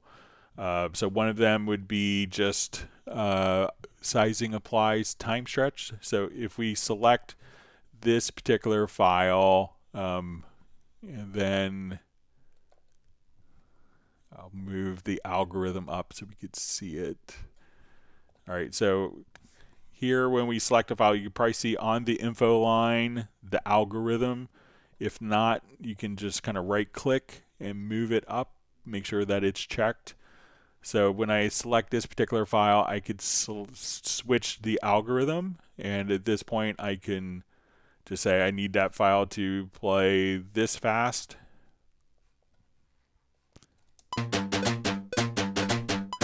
So, or if we wanted to stretch it out, I could just come here, and this way I could just elongate the event, and that will stretch it. And then we could try different algorithms.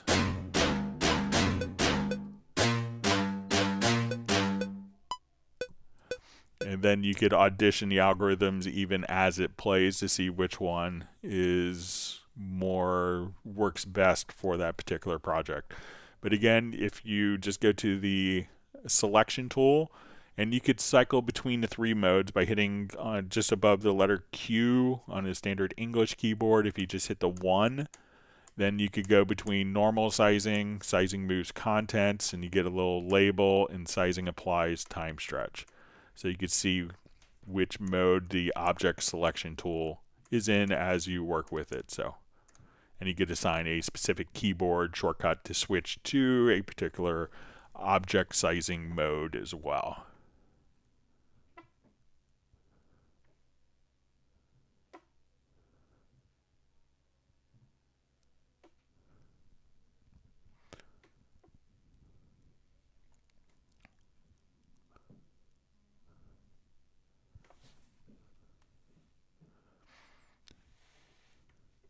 All right, so we see Peter Bata checking in from Montreal. Says he arrived a little late today. He's hoping everyone's having an amazing day / night so far. It's wonderful to have you on as always. Hope you're doing well.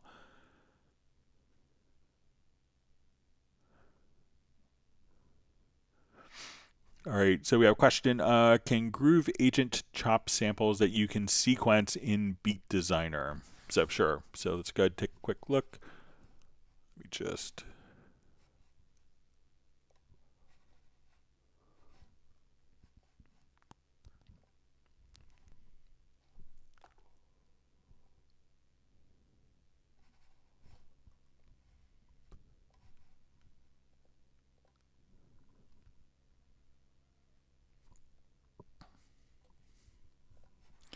Okay, so let's open up an instance of Groove Agent. I will cut the current kit here. I'm going to drag a drum loop over to a pad. And then from this drum loop, we'll listen to it here.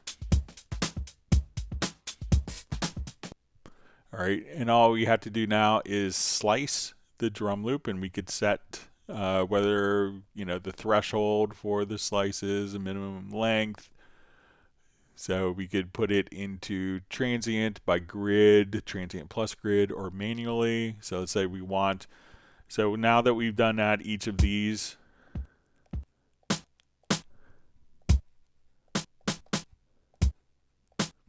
so at this point, let's come over to a MIDI plugin. So I'm going to go to my MIDI inserts. We will, at this point, go to our Beat Designer plugin. I'll start from scratch.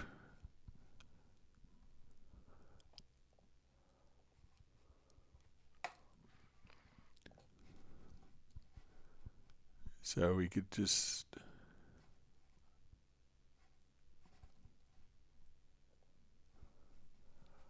Okay, so we want, let's say, C1.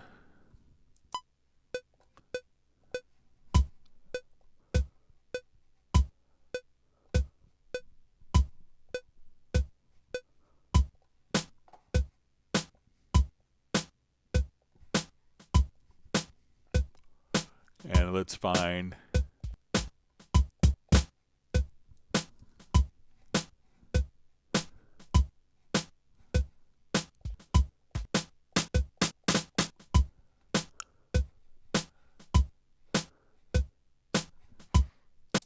all right, and all right, so now we'll come.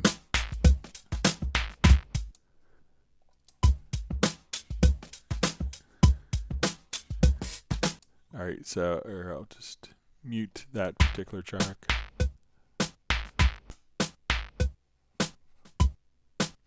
And now let's say I want to put in the hi-hat note, which I think is C2 here.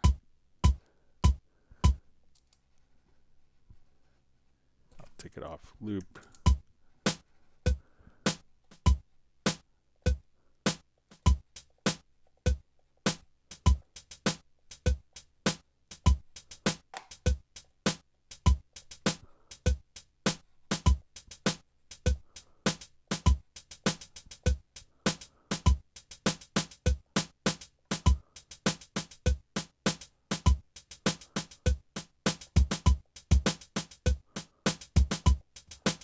So now we're just playing back sounds from the original drum loop that were sliced in Groove Agent, and we could kind of program directly in here and kind of break apart your different sounds from the drum loop. So let me know if that makes sense for you.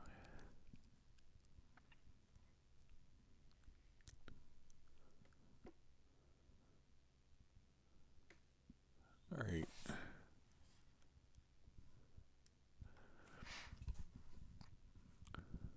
All right, so we see, it says, thanks, Greg, for your answer, but I mean, does the new right tab is the same as in Cubase 12 editing MIDI by parts?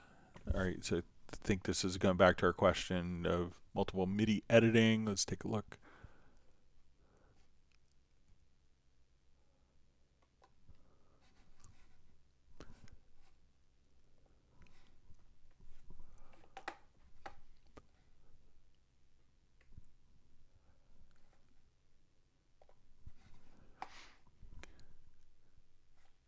Okay, so let me see if this is a new right tab is the same as in Cubase 12 editing MIDI by parts. So I think, so what was, if it's this tab, this would be kind of the same. So, what was added in 13. So we have this, I guess this is the right inspector tab.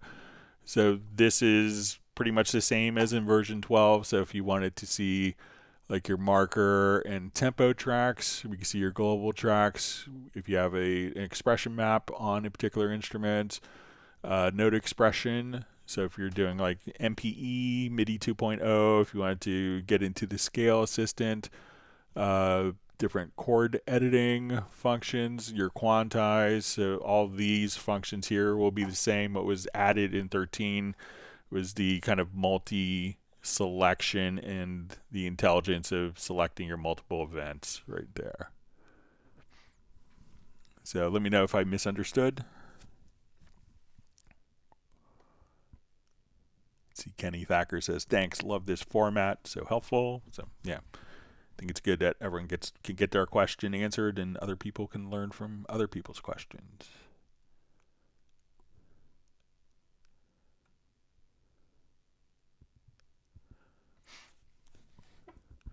All right, so we see Roland Stuffs just says, greetings from Sussex, England. Had to miss a couple of live streams, but now I'm back with you. I hope you and all are well, Roland.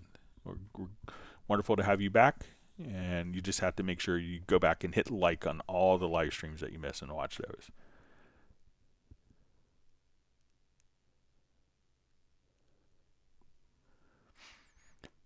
All right.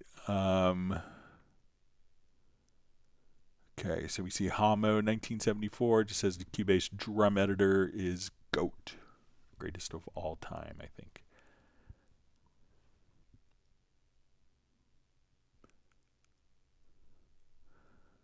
All right, so we see question in one of my projects, the green line is displayed in the mix console window and not only in the channel strip window. Is that a configurable setting? So if we're in our mix console,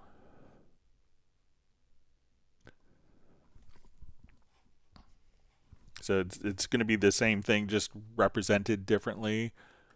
So if we are here and we go to our inserts, and let me just,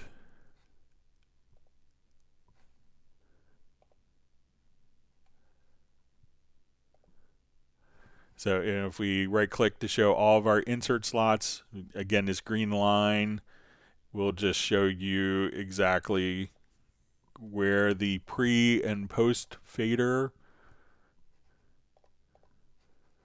value is in the inserts. And if you don't want to see it kind of laid out like this, you could just right click, and if you don't want to see all available insert slots, you could just kind of right click there and adjust accordingly. But it's going to be the same concept, and it's, a lot of people really like the ability of knowing exactly where their pre and post fader inserts and having them be independently set for each different track.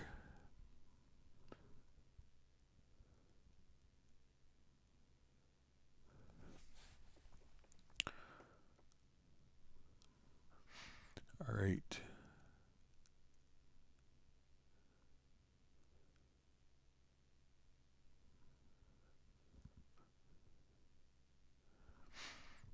All right, so we have a question from Blue Jedi. How do you split the arrangement window? I've done it before, but cannot now remember. Okay, so it's called a divide track list. So there's a couple ways of doing it. One is you may notice this little icon, which could be very subtle, where just right here, and then that way we could have, let's say, our marker track on top, and as we scroll, these tracks can always be fixed to the top position, and they don't change. Another method is just if you go to the project window, there's also a divide track list function that you could check right here from the project menu, divide track list. And then if you want to drag tracks to the top, we can now always have that track and those tracks fixed at the top, whether it's a marker, chord track, or lead vocal. And as you're kind of scrolling down, you can just come right over there and have those channels fixed. So the easy way is just to project menu, divide track list, or the subtle, hard to find, but is just this little slash right here. Then you could turn it on and off just with this little slash.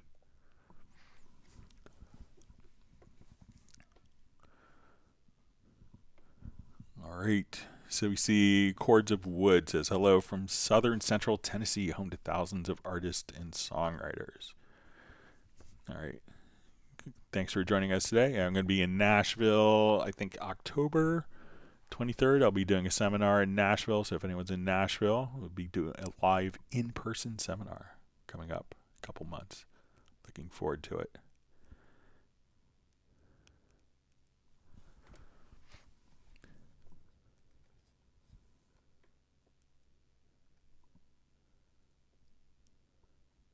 All right, we see Jack Bourne's. All right, figured out his voice meter. All right, so let me jump to another question that was mailed in.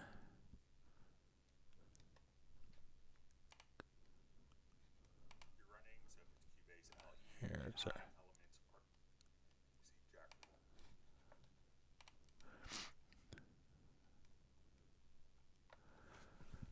All right, so we see question, is it possible to make Cubase not select and highlight the last recorded track? All right, so let's give this a quick shot here.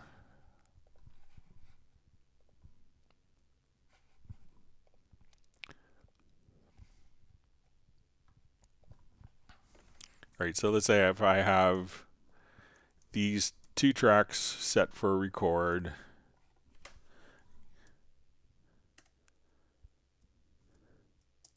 we just take it off cycle.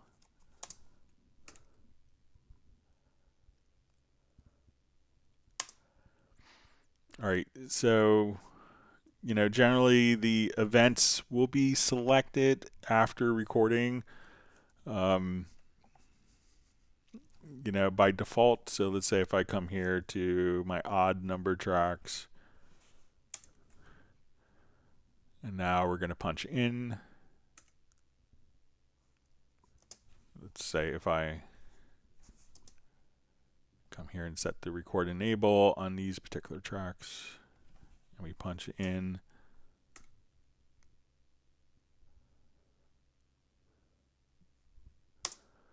So I think by default that those particular events are recorded. Let me just see if there's or are selected. Let me see if there's a particular preference. I'm not sure if there is one.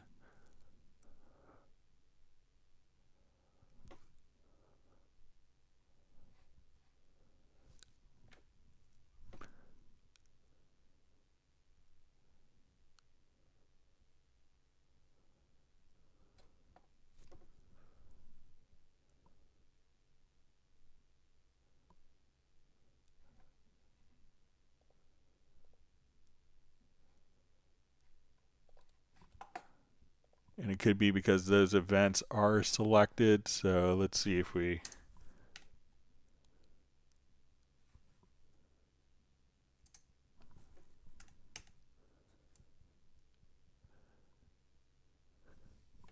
that since these particular tracks are selected, so let me just see if it's another preference.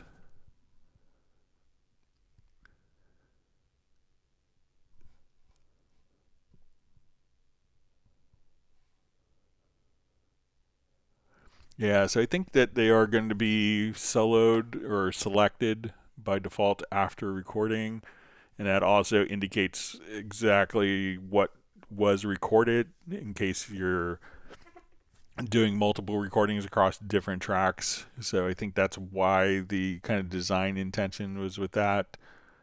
But let's see if I do another recording and these tracks aren't selected. So they're obviously selected when they're recording.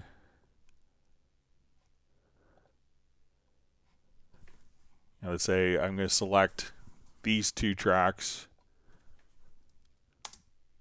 Yeah, but as soon as it's recorded, the events will get selected. But let me know if, this is a mailed-in question, let me know if there's like a particular workflow hang-up that's problematic for you with that.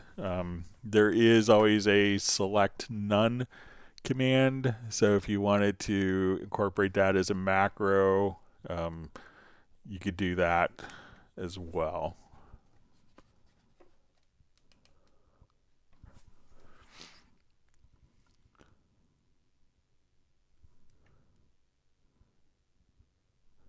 All right, so we see JVI on. Thanks for joining us.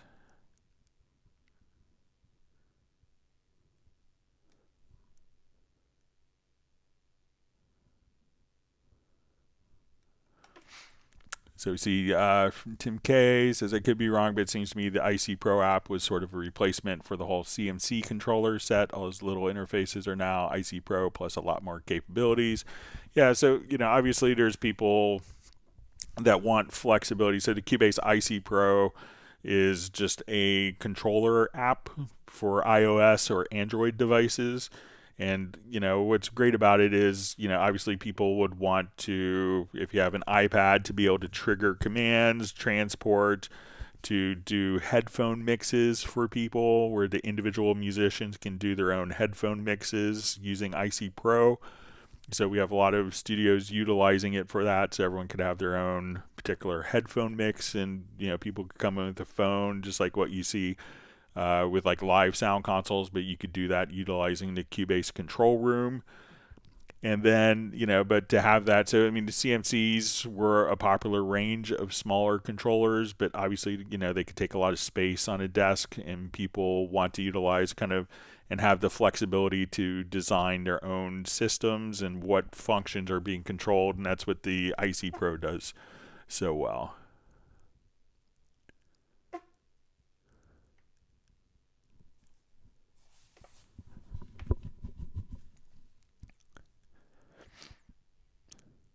All right, wonderful to see Mark Rabin on, and everyone give a big woof to Stella, Mark's dog. We're so happy that you could be on, Mark from Montana. All right, so we see Mark Rabin just says, saying hi to everyone, says he got the Pro drum loops. Would love more info on working with loops. Stella says woof. So I don't actually have that bundle. Sometimes when it's a third-party provider, it could be sold on the Steinberg marketplace, but it's not technically a Steinberg product, but it's kind of sold through the Steinberg website. I will see if I could get some of a license for it to show for Tuesday's live stream, and I could go through some of the different drum loops then. But yeah, and I see also from JVI, it says we received a promo email about the Pro Drums bundle. Could you talk more about the bundle? So I'll see if I could get a copy to show for Tuesday's live stream.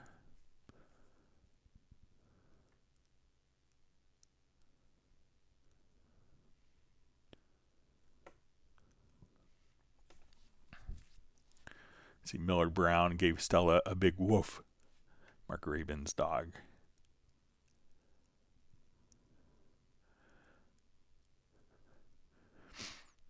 All right, so we see just a question, how to convert stereo to quad track for film music. Okay, so if we're doing quad, let's come over here, let's get to your audio connections, and we want to set an output. We're going to add a bus, and let's say we want this to be quad. So we have left, right, left surround, right surround. Okay, so if now we wanted to have a stereo file,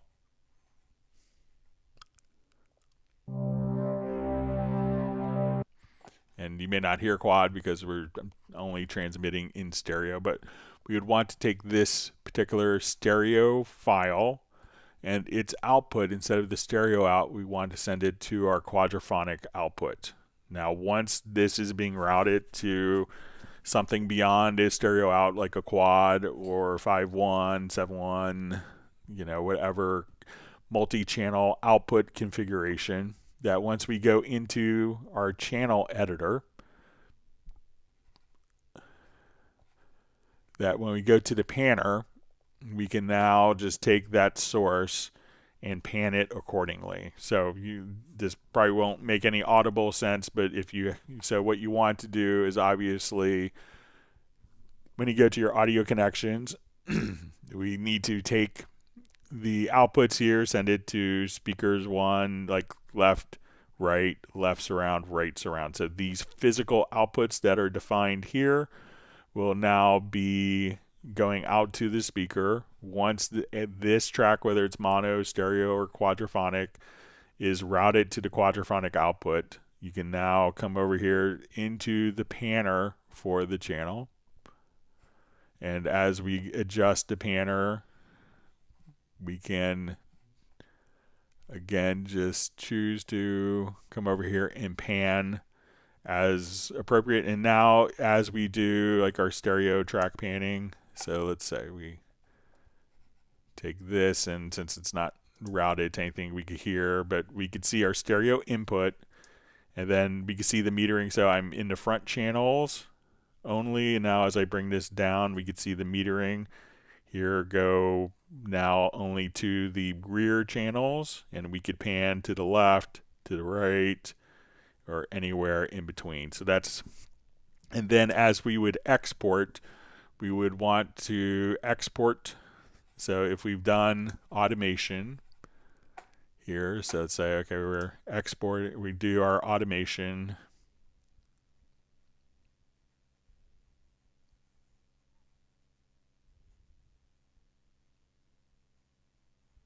All right, and we're just not hearing this because I don't have Quadrophonic set up. So, but now that we've done that particular automation and we choose to export this file, so we'll say, okay, we want to now go to our file menu. So we're going to hear it in quad, and then when you want to deliver it, we'll say our export audio mixdown. I'm going to take my Quadrophonic bus and let's put it in, create an audio track.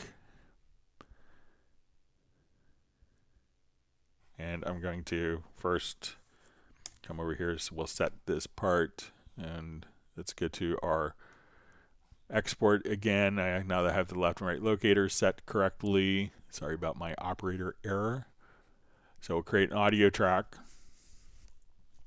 Now this will take like our mix, and we can see that as we do this, that we have a multi-channel interleave quadraphonic audio file with all of our panning that we did there. So if we open up our pan controls, and we kind of watch what's going on, so we can see the pan kind of reflected in which channels. So we can hear some panning going on. So that's how you could get a stereo file kind of working in quad or quadraphonic directly into an audio file there.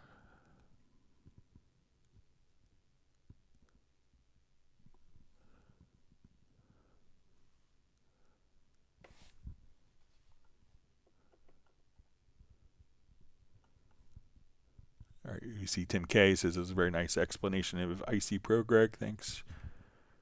All right.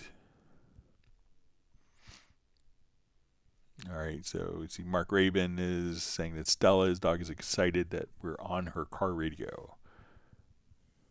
And we have Tim K with his cat Buddy, who just hopped on his desks, giving him a head bump. Yeah, I think my cat is napping now, Steven. So, but you see Tim's cat Buddy is passing on across the Atlantic Ocean over to Stella, a fist bump. All right, Millard Brown says he grabbed the Pro Drums bundle. It is huge. He filled his C drive and needed to use the library manager to move them. Nice stuff and organized brilliantly. yeah, I'll see if I can check it out and hopefully have it. Okay, so we have Rakes. It says, okay, just randomly found this YouTube stream and I have no idea about music making. So yeah, generally the stream, what we do is it's kind of set up for Cubase users or Steinberg users or people checking out Steinberg products. And we just sit here and help you create music and get over little bumps that you may be running into so you could realize your creativity.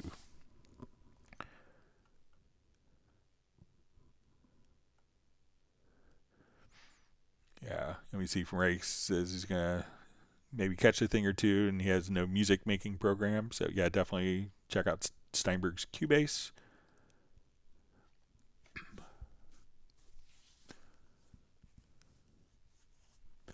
All right, so we have Jan from Cubase Index. So his question: easiest way to render an instrument track if it is fed from an ARP on another track. Thanks, Jan. Okay, so let's set that up.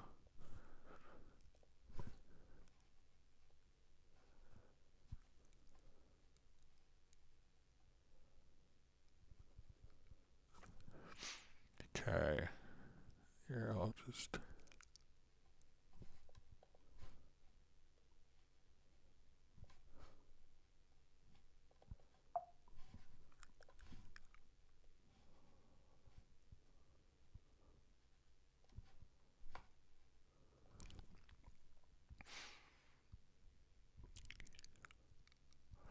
Okay, so I'm going to add a MIDI track.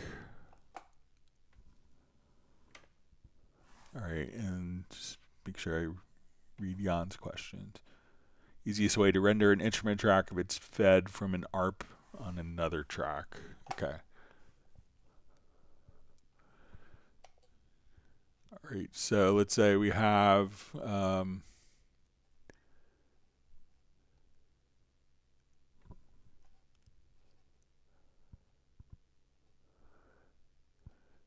all right, so I'm going to add a MIDI track so that we could send an arpeggio to it.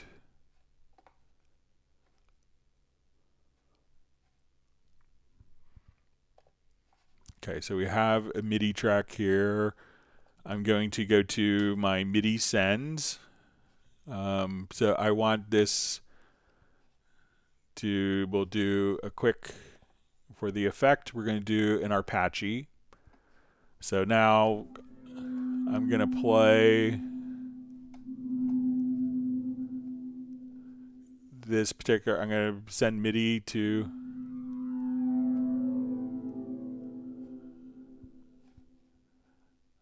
all right. I'm going to make sure that this MIDI track isn't routed anywhere, sorry. Okay, so we have MIDI coming in here, we have the arpeggio. And now what I want to do is I'm going to send this MIDI out to the Rhodes. So we'll come over here.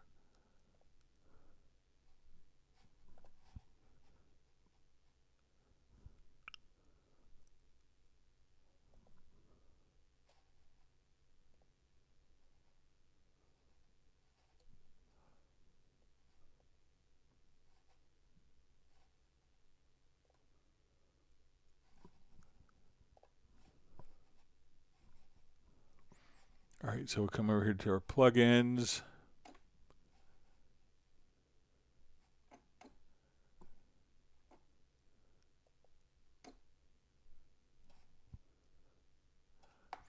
Okay, so let's come over here to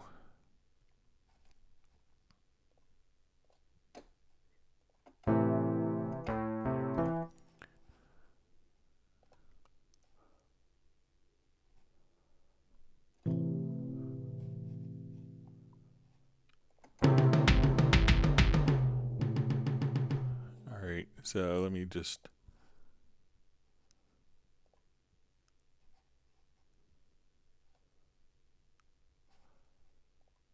I'll just add a, let's see where, I'll add a brand new instrument track here.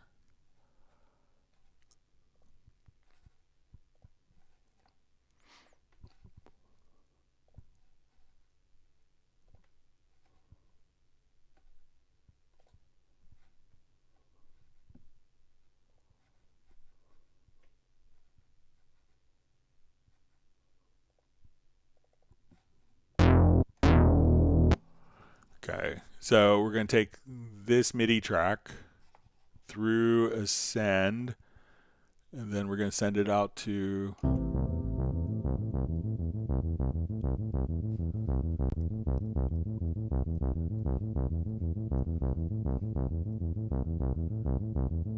okay, so we have this going out to Retrolog.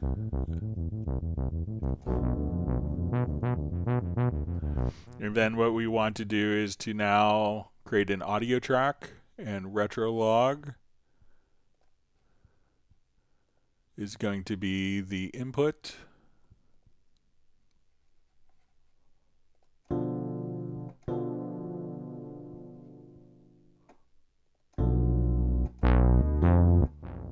just going to start this brand new. I'll just start this fresh, make it cleaner. Okay, so let's add an instrument track here. So we'll do Retrolog again.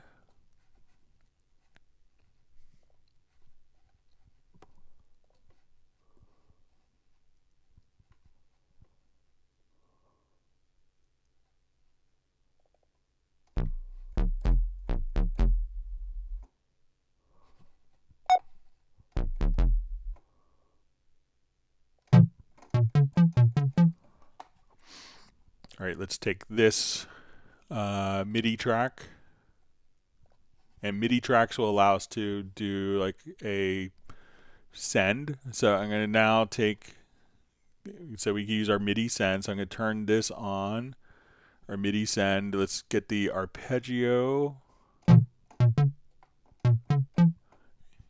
then we're going to send this out to Retrolog, or VST instrument.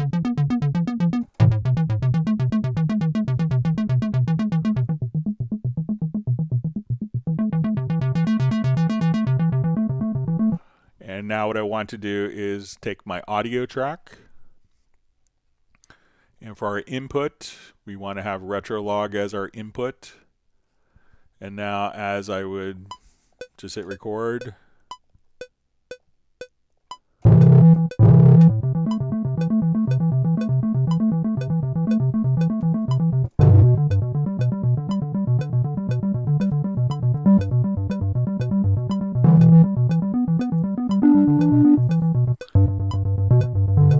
so at that point we could just record the output. So this MIDI track has the Apache that's feeding into Retrolog. The audio out of Retrolog is then feeding back into the audio input of this track. So let me know if that makes sense, Jan, or if you want a different approach.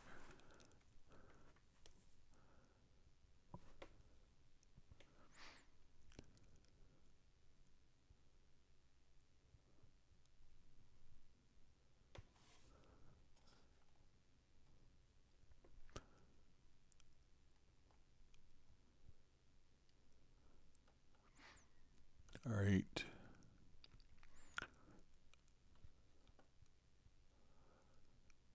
See, Jazz Dude says he's been a Quadrophonic fan since the 70s. And Pink Floyd would do it live. So it's been fun to witness. All right, Drano Corleone asks, is there a way to set a keyboard shortcut for editing hit points in the editor? So, I'm not sure. So let's say, which particular function that you're looking for. So let's say if I drag this out, let's go to our hit points. So, we could come over, turn this on or off, but if you wanted to, edit the particular hit points, if you hold down like the Alt or Option key, we could add a hit point in, and then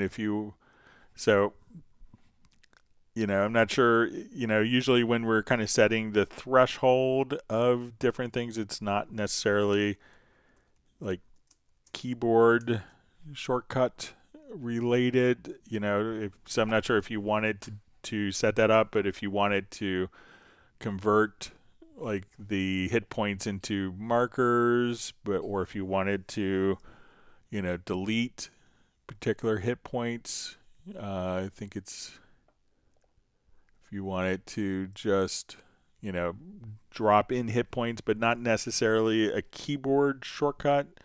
But, there's lots of different hit point edits or types of hit point edits. Like if you wanted to convert those into warp markers, I think we could do that with a keyboard shortcut.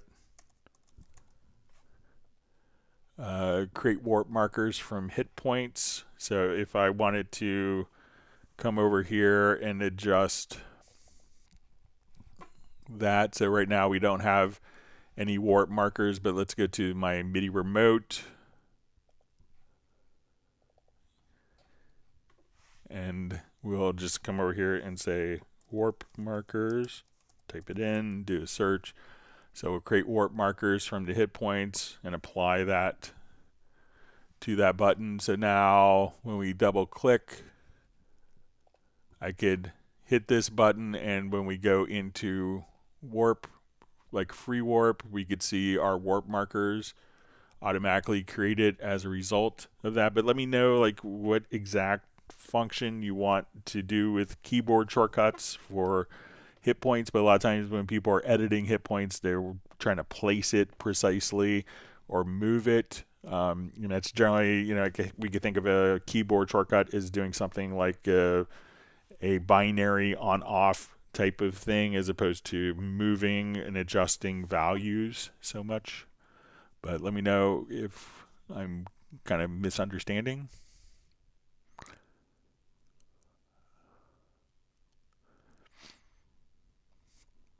All right, wonderful to see Michael Pierce on from Grand Chapel Studios. Hope you're doing well.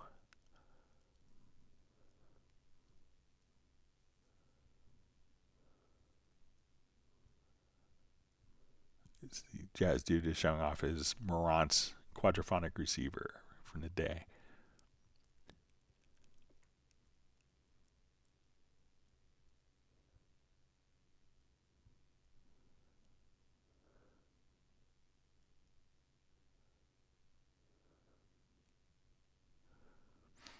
All right, so we see a question, how to make quad track using any Mix Pro and take the output like you showed how. So, if you, let's see if I still have the project open. Okay.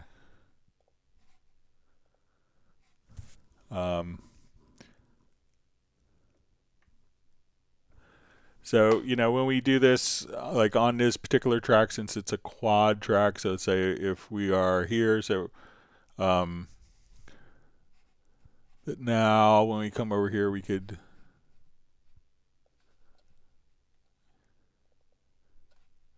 let's say if we go to our source track here,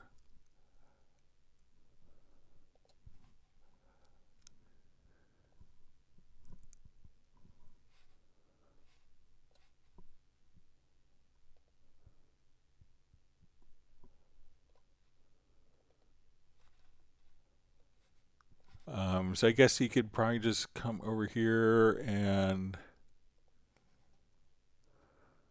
the AnyMix Pro I think might be just in Nuendo.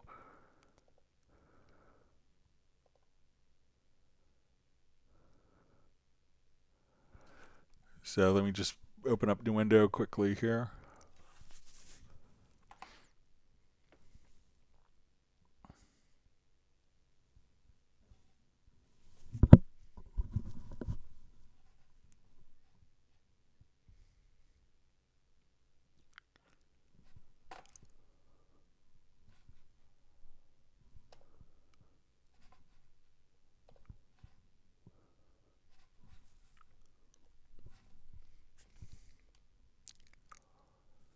So let's come over here to my audio connections. Let's make a quad out.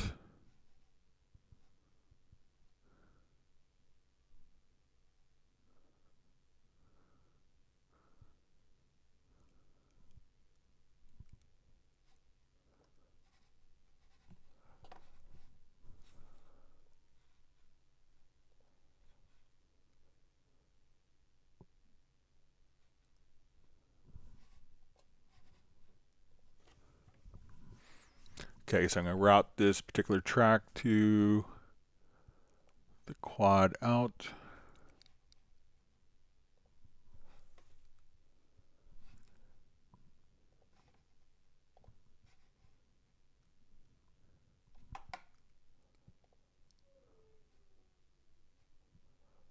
All right, and then all you'd have to do here in Nuendo is if you right click, you could choose a different channel panner. So here you could just choose the AnyMix Pro, and then all you'd have to do is again just kind of automate the panning here for Quadrophonic.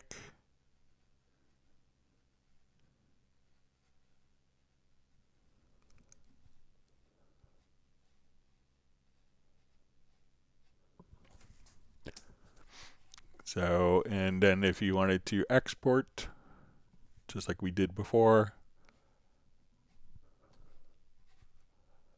we choose the quad output. We will export, create an audio track.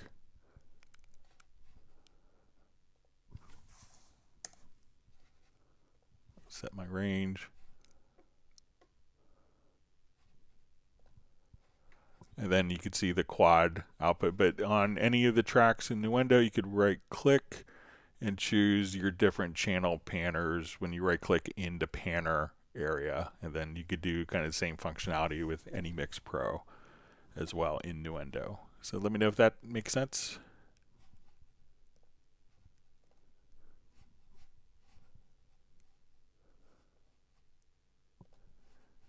But I don't think that Cubase has that function, but I'll just test just to make sure.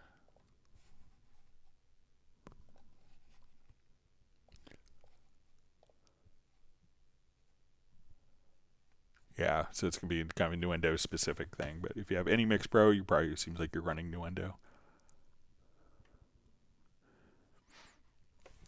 All right, Tim K asks, can we use Groove Agent or other plugin content loops in our songs, or is it better to modify them to make them our own?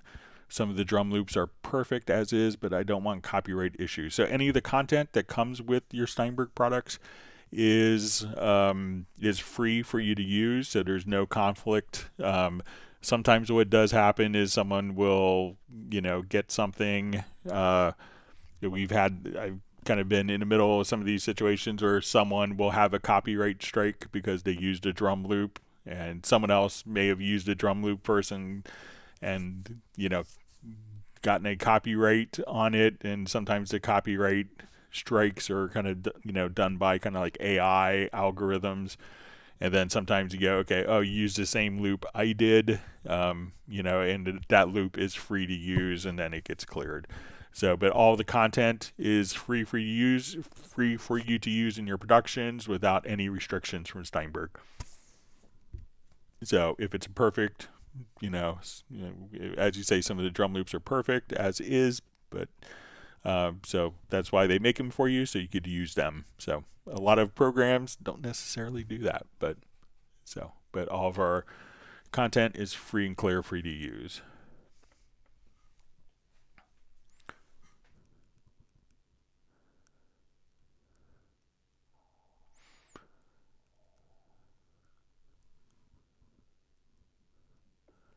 All right, so we see Mark Rabin says, forgot to tell us that he found a short that I thought was a speaker, but it was a USB-C jack in the laptop. The last connection I checked. Distortion is fixed. So it's great. Glad you got it figured out. It's always the last cable you check, but generally you don't keep checking after you find a solution. So glad you got it sorted out.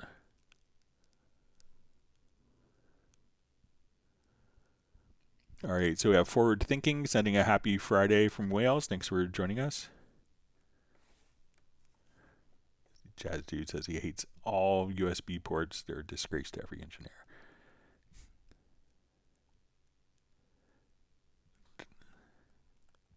I think USB is great if you have one or two things, but once you start getting into like 20, 30 things and everything's depending on USB, it gets to be problematic, especially with power conditions. All right, so wonderful to see Joe on keys. Glad for you to join us today. Hope you are well. And we see, I think Gerald Ely's on. So glad you can make it, Gerald.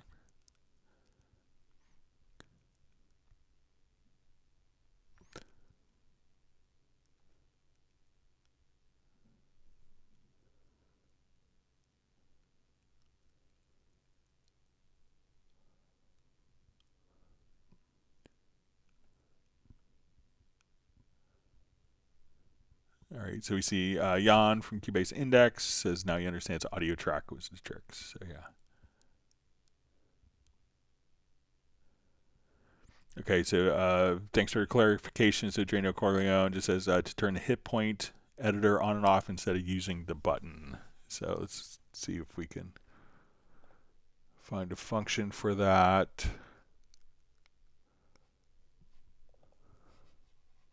So I guess it's just edit hit points.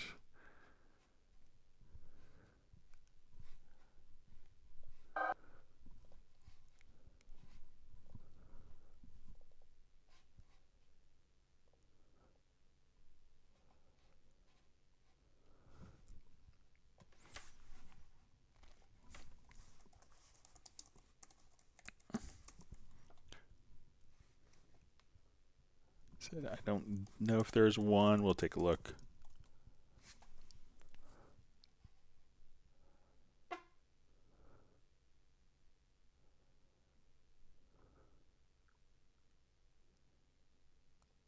Yeah, it doesn't look like there's a key command for that specific one, but I'll make sure to include it in my list of key commands that people want access to. Sorry about that.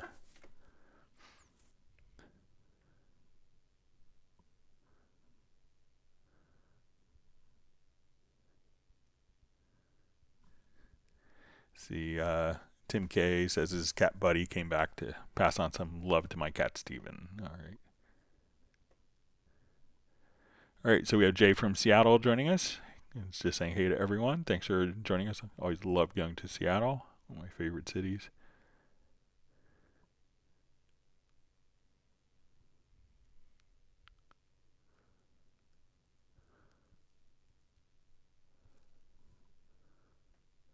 See, Tim K just says thanks for clarifying about the content, Greg. So yeah.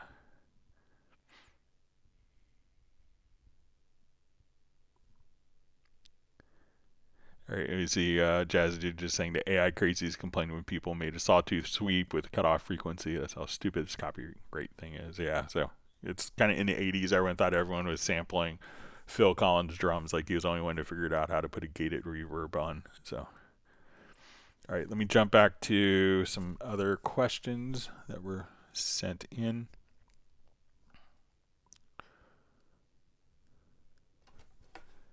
All right, go to my project here.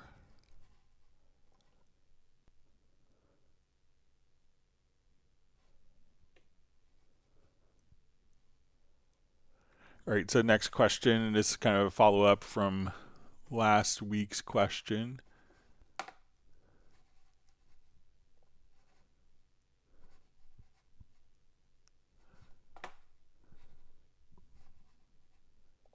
All right, was on Pro 13 when I tick the small 8 indicating stereo to make a track mono, the picture on the timeline does not change. I've watched tutorials about the new feature, and their track pictures also do not change. I like being able to glance at the track itself to know immediately without looking at the much smaller indicators to the left of it whether the track is stereo mono. Is there a way to update the appearance when I switch from one to the other? It says, to be clear, my mono circle is not a figure 8 stereo circle, but my graphic representation of the waveform does not change. I'm used to DAWs where the stereo file is represented by stereo waveform graphic, and the monaural or mono file is represented by mono waveform graphic on the timeline. I'm sure it's possible, but I don't know how. Okay, so let's say we have a mono track here, so listen to it.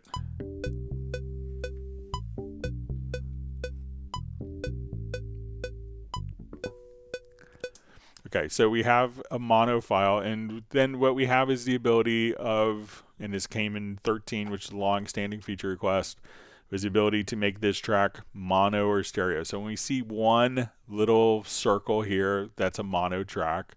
If we click on it, we could convert the track to stereo. Now it's not the audio file itself, it's the track. And where this comes in handy is, let's say I have a mono source and we're playing this particular file again, and I put on, let's say, a reverb as an insert,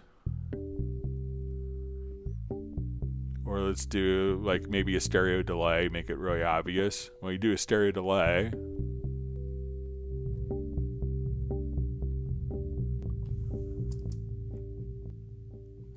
that we don't really hear the stereo delay of it because the track processing is in mono. But when we hit this button and we convert the track to stereo, we can hear the different delays in the left and right speakers. So if I wanted to do this with, let's say, a flanger, so let's do like maybe a stereo chorusing under modulation.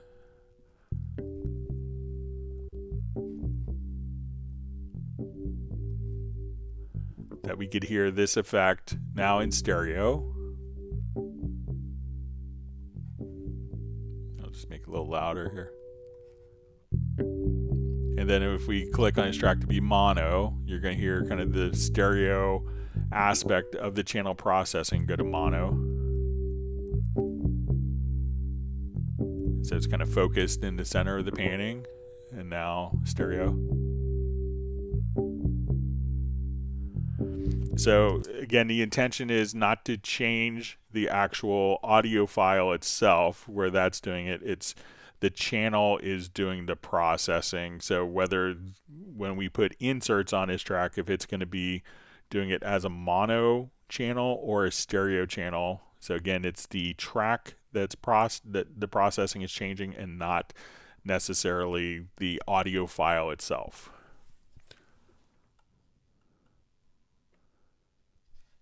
Okay.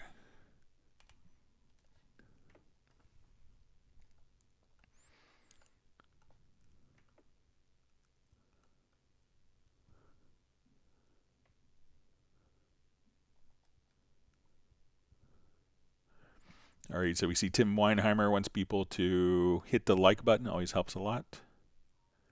Michael Pierce says, cool bass loop. Yeah, it's kind of a good one. I just kind of randomly found a mono file, but you can use that in your own song. It's free of use. It's one of the loops that's incorporated within the, I think it's in Soul Assembly. All right. So we had a question was mailed in, says, hi Greg, I'm really liking a emulation Roland 909 drum machine I've been using, especially the weak, normal, and accent steps function. Essentially just 3 different velocity levels. It makes it really easy to emphasize the up-down beats this way and transform the feeling of the beat in seconds. Is there an easy way to do this in a drum editor and piano roll? I've also been experimenting with the logical editor, but a super fast way is eluding me. Thank you. Okay, so let's come over here and let's say we have, just open this up. All right, so we'll just go into drum editor. So let's say we want to put in different velocity values, let's say on our hi-hat, and we can do this in the key editor. So if we come over and we say, okay, let's come over here to F#1, and we put in our velocities, that we could have kind of a default velocity value here as we insert it. Now you may notice that we see this little value here, and this is our note insert velocity. Okay, so I think it defaults to 100. So probably where you see the 100, we can just come over and now put in velocities of 100. Now, if we go just to the right of that, we can do a setup. So it'll give you default settings of 100, 90, 70, 50, 120. Or if you hit setup, you can set your own particular values. You can have different presets. So if you know that the velocity changes on a particular sample on this instrument at 81 versus 80, then you could store those as presets for particular instruments. Now there are key commands. So when we come over here to your key commands, we could also just say, okay, I want to come over here and we'll see under MIDI, it's going to be insert velocity, and we have levels 1 through 5. So we could assign key commands for that. Also, we can come over to our MIDI remote. So I think on my MIDI remote here, I have these assigned, and we go to key commands, and under MIDI, we can see the insert velocity 1 through 4. So I've assigned these two buttons in my particular MIDI remote script. So you could do it with keyboard shortcuts or buttons here. So now if I wanted to hit a button, and let's select this lane, so I can hit a button, I input those velocities, I hit a different button, I could just choose different velocity levels, and I could switch between 5 velocities just kind of like this. So when we hit the button, I'll just make this so we could see both at the same time. Give me a second, let me arrange some windows. So now we'll look at this and go to our MIDI remote in the bottom here. Let me just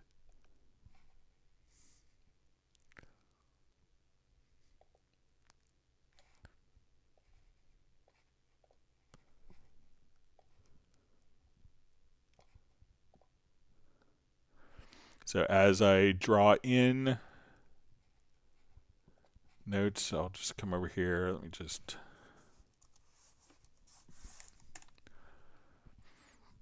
so I hit this button here, and that's just as I paint in my velocities. I hit this button, I get full velocity, 100, 90, 70.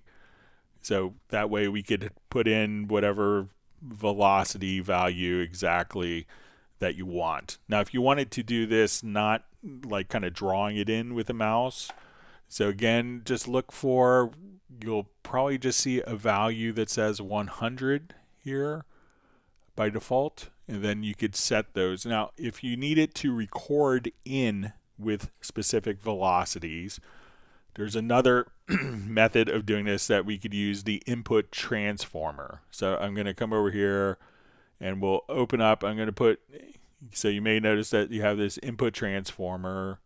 So if you wanted to do this on a particular track, I'm going to open up the panel, and you could make, I created 3 presets. So, and I did fixed velocity to 120. I'm going to load up a different preset, and we'll show you each of these. Fixed velocity to 90. And you could create these for whatever velocity values you want. All right, so what I did is basically we're going to choose to transform the notes, and then I've loaded up 3 different presets.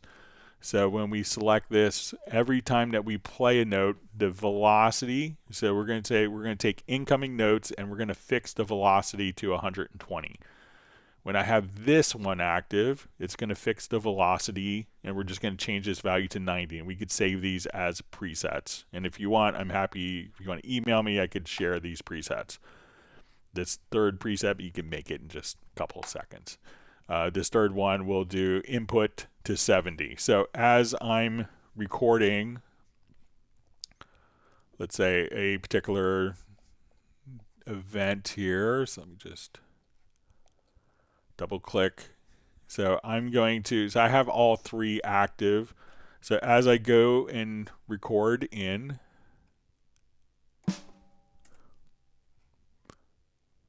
just record within the editor here. All right, and I hit my snare. That no matter, let me take out a loop, sorry.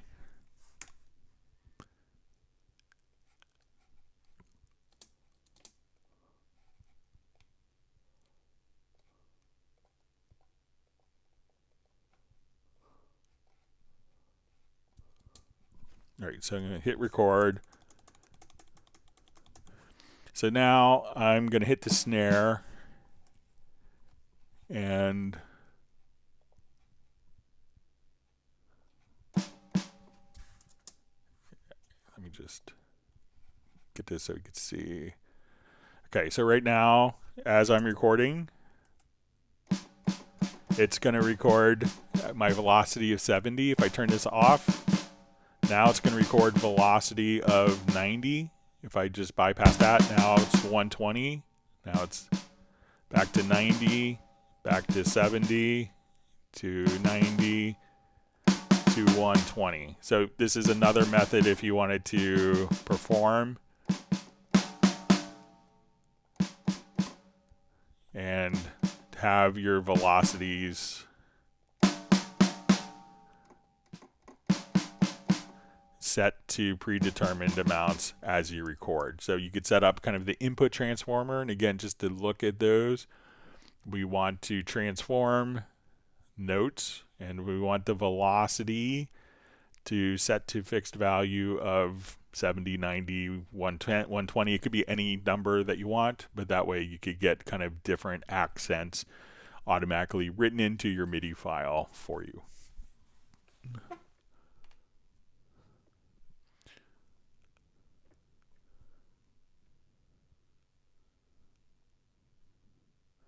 All right, so we have Cubase X on. Glad you can make it. And he's like number 84. All right. Drums Clark says, hello, I did something horrid. I read the manual. So it's always a good thing to do. It's kept me in business that people haven't read the manual. So it's kept me gainfully employed for about 32 years, about 32 and a half years. So.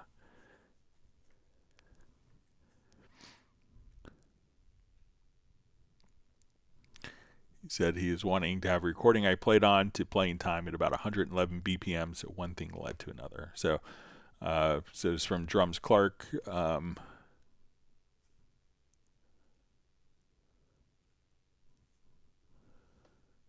right, so we see from Roland stuff. It says, hi, Greg.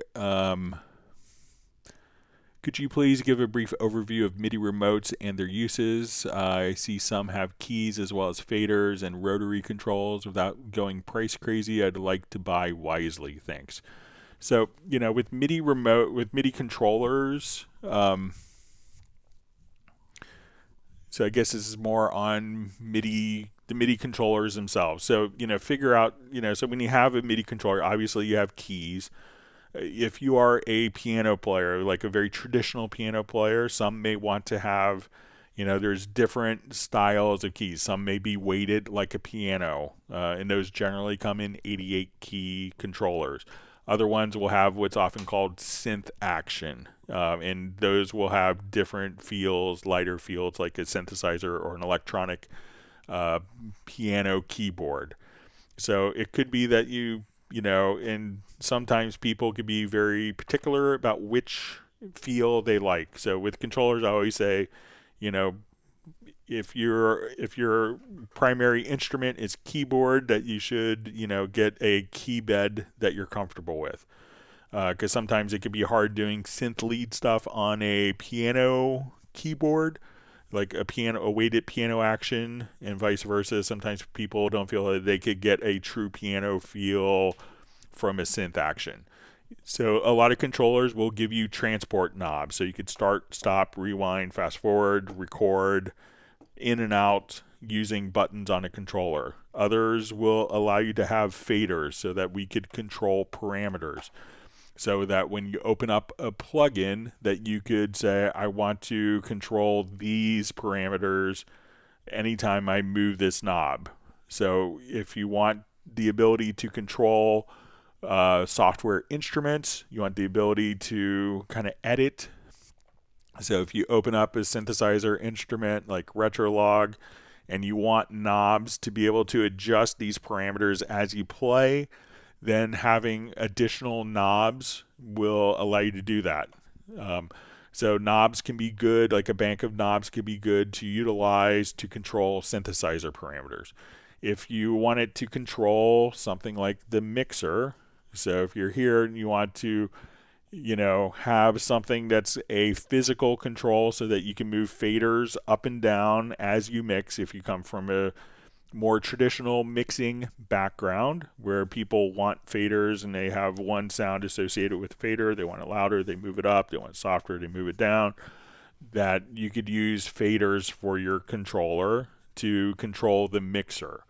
So, depending how many of those that you want integrated, also check to make sure, one thing with controllers, one of the dirty secrets that people don't talk about is when you have like a pitch bend wheel and a modulation wheel next to each other that share kind of the same board, often one of those will break. So you could be like, and we've gotten this question on many live streams where all of a sudden it's like, all of a sudden my MIDI is out of tune. And it's because that people used our modulation wheel and that little component, it's kind of a weak point of many MIDI controllers. That little component is the modulation wheel is tied into the pitch bend. So after you use the modulation wheel for a long period of time, your pitch bend may be transmitting MIDI pitch bend information. So when you don't expect it, and then all of a sudden your MIDI is out of tune. So check kind of the build quality is important because a controller is something that you often physically touch a lot. So, check the build quality of your controller and make sure that it seems rugged. Are the knobs going to pop off? I have a Novation controller that if I look at it wrong, like one of the knobs just kind of falls apart. And in all fairness, I bought it used, but it seems like if I don't touch the knobs for years, they shouldn't just kind of disintegrate. And then I have to call Novation to, and pretend I'm a dealer to get a knob replacement because they won't sell them. So stuff like that, check the kind of physical mechanics of the keyboard, but whatever you have is in terms of knobs and buttons and transport and keys, you could use those to physically control functions in Cubase quite easily. So the more knobs you have, the more things you could do without having to switch. So, if you could have faders, buttons for mutes, knobs for controlling plugin parameters. Sometimes people want drum pads, some people don't. You could pick out the MIDI controller that really kind of fits your needs. And I always really recommend, go to a store, physically touch a controller. And if you do that, if you go to a store to do that, try to buy from the store. And it's one of the great things that they can offer as a store as well. So you could support your dealer. All right.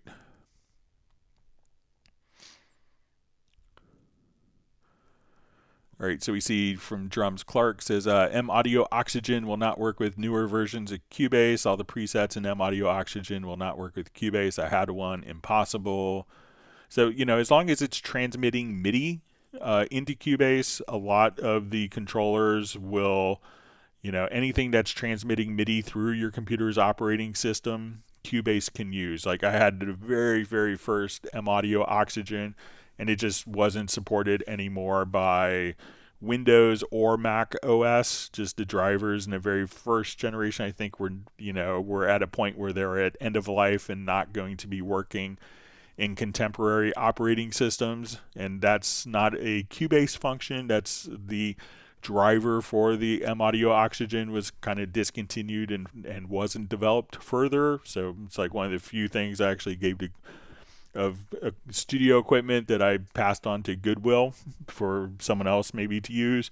So, but as long as it's transmitting MIDI through the operating system and it has a driver, any of those functions, any MIDI controller can still work with Cubase.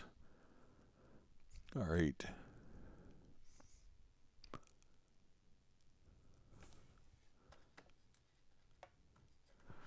All right, let me jump back to some of the other questions.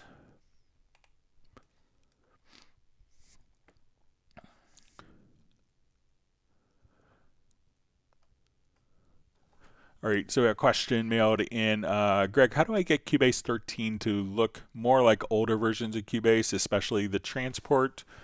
So one of the things that had changed in version 10, I believe, is when there's a kind of a big user interface overhaul, is the transport used to, if you hit F2, was always kind of a floating transport.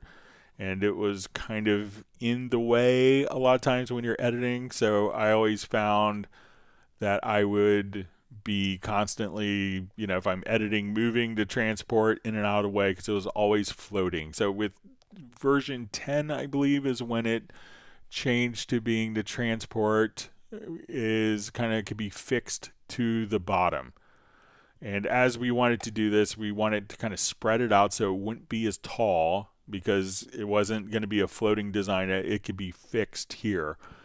So what I've seen some people, if they want more control and more kind of vertical height, do is just kind of reposition the screen a bit like this, and then hit the F2 transport and put transport controls below. And with the transport functions also, one of the things to be aware of coming, so this would allow you to have kind of more functionality, having almost in essence 2 separate transports.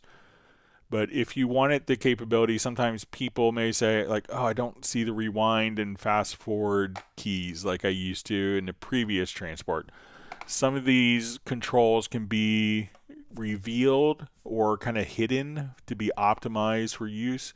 So where you see 3 dots here to the right, what you're able to do is just to kind of extend this over and reveal more parameters. So we have, let's say, our time here, but if we want to see both our primary and secondary display, where we see these 3 dots, just extend it over, and then you could reveal additional parameters right here, so that any of these functions you could just say, okay, I want to go to my MIDI record modes, that you maybe not have to have those visible and viewable at all times, but you can now just kind of come over here and make a quick adjustments as you need and customize the transport for how you want to see it.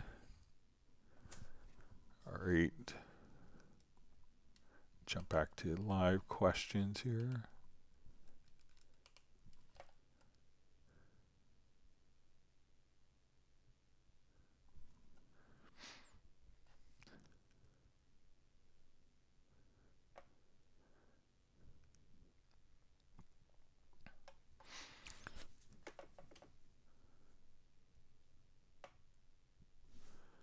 And we see Tim K is just mentioning, it says if you're fairly new to controllers, consider finding one in a drop-down list of controllers with built-in Steinberg scripts. Users can create their own, but those scripts provide a big head start. So that's a great point, Tim K. Thanks for mentioning that.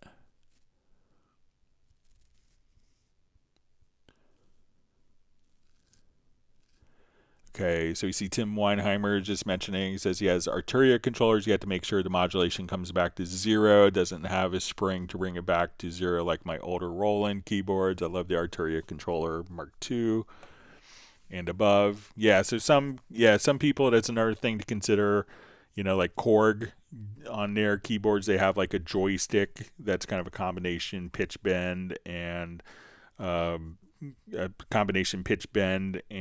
modulation. Roland has like a little knob that goes horizontal that you could use for modulation and kind of push it or for pitch bend and modulation. So, some of the physical controllers, some like Yamaha keyboards will generally have like a separate fader for modulation or a separate knob for modulation and fader as well. So depending on if you're used to one particular controller, that can make a difference as well.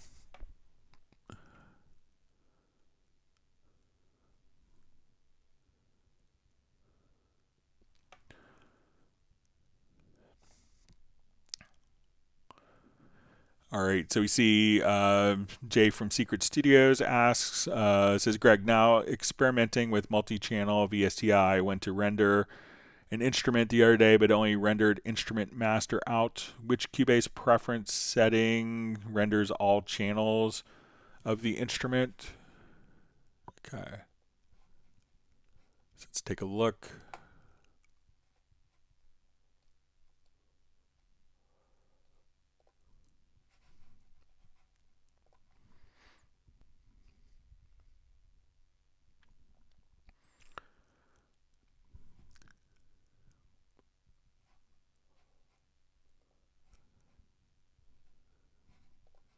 All right, so we'll just come over here. Let's see if this is still. I'll revert this quickly. Okay, so it really kind of depends on. So if you're rendering the files, so let's go ahead and do quickly with like Groove Agent. So let's say I want to take this and let me just turn it down to kill. Okay, so I want this to go out of output 2. I want my snare out of output 3. And I'll just play a quick pattern, and I'm going to just bus. All right, so let's say I'm listening to this, and now I'm going to look at. So I want this to go out of output 3, my snare to go out of output 3. Let's say my kicks to go out of output 2.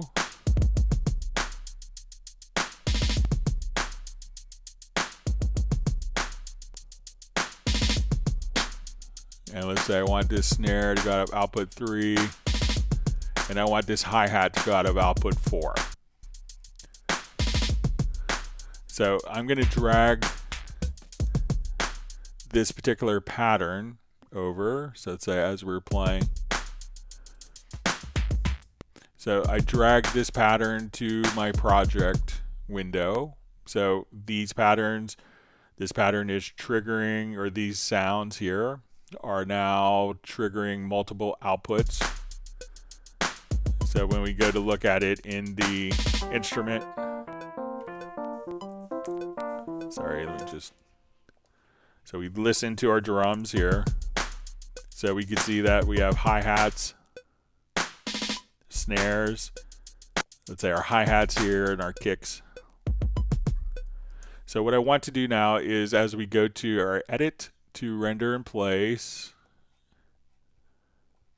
I'm going to select that particular track, and since it's bust, we're going to come over here, we'll go to our render settings, and I want to make sure that it's set to channel settings. Then I'm going to choose render, and now we could have our kicks,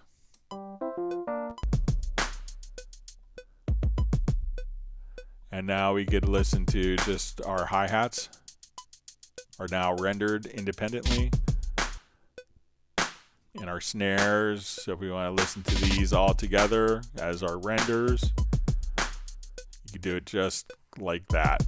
So make sure that they're bussed out correctly in the instruments, like each in a multi-temporal instrument. And if you're using something like Hallian Sonic, so let me just. So if you're using like a Hallian Sonic instance, we could come over, and when we go to the mix, this is where we could choose to go out of the 16 stereo outputs. And once it's kind of being bussed out of here, go to the, come right over here to the render in place. And then once you have kind of the urban ballad selected here, let me just remove these selected tracks. And I think that, you know, if we, I'll just test it real quick. So let's go to our render settings, and if we choose dry, that it may not render it. It's going to render it as one file. But if we choose, again, in the render in place settings, we choose the channel settings. And then at that point, when we hit render, we could have all of those rendered independently.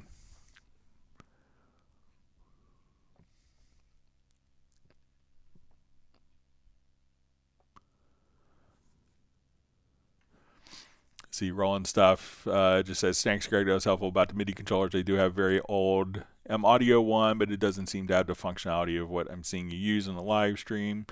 Yeah, so, as long as it, with the MIDI remote, as long as it is transmitting MIDI, you can make a script manually for it.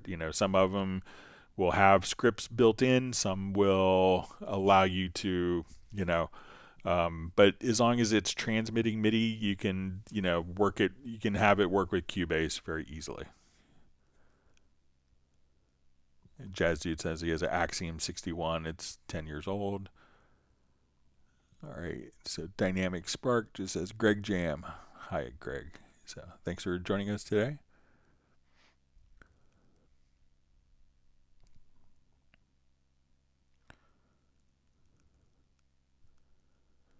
All right. So we see Drums Clark just had a new Gretsch USA 14 by 18 bass drum was delivered to him. And it was color matched to existing set, 2-batter and resonate, Pratt mufflers installed, thumpy little thing. So congratulations on your...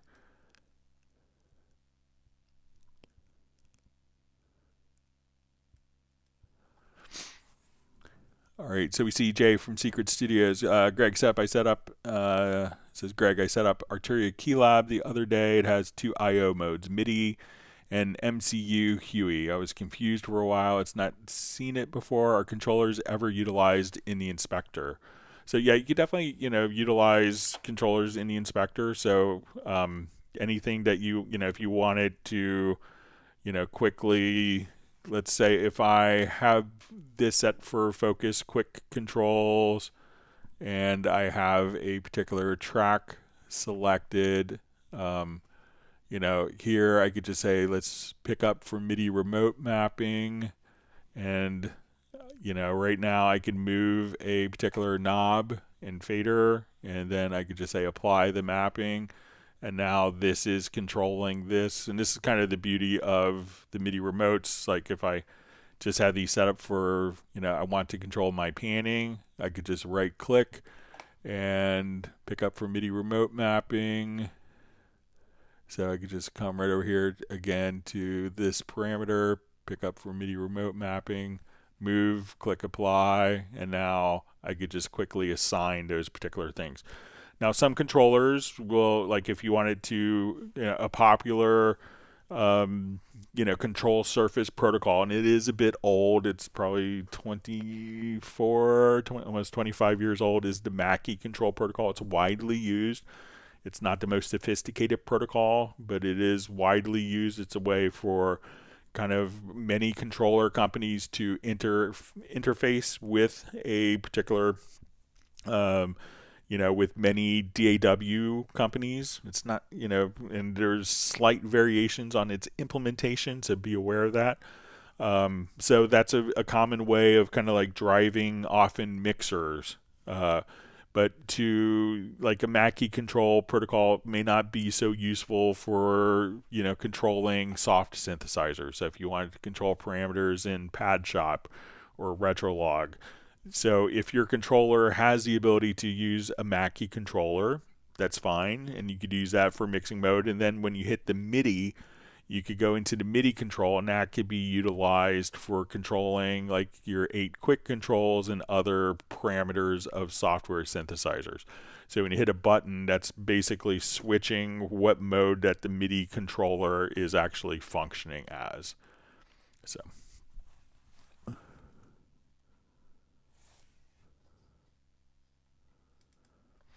All right, let's take a look in our question that was mailed in.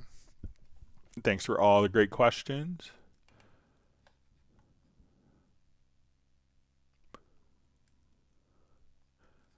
All right, so you see, question is, hi Greg, I'm trying to get a custom layout for columns in my sound browser. For instance, I would like to have tempo immediately to the right of name. So I grab tempo and drag it where I want it. Yay. But if I close the sound browser window and reopen, it goes back to where it started. Is there any way to save the column arrangement? Thanks. All right, let's take a look. All right, so I assume this in Media Bay. When you say sound browser, So open up Media Bay here quickly.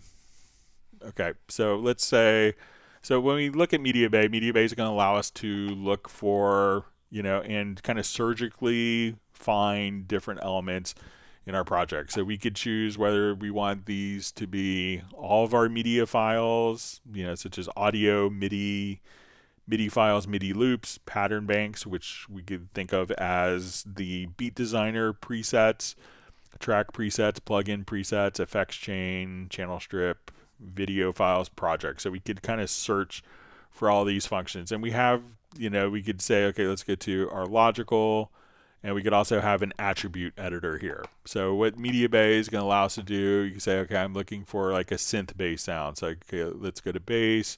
I want a synth bass, and I could find like different presets or audio files that meet those particular criteria. Now, if we wanted to adjust these particular things, we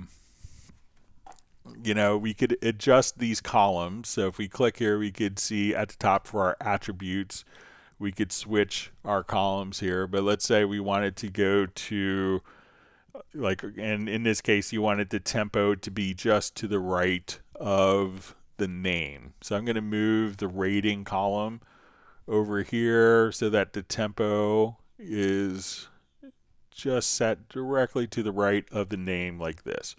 And we'll give this a little more space for the names.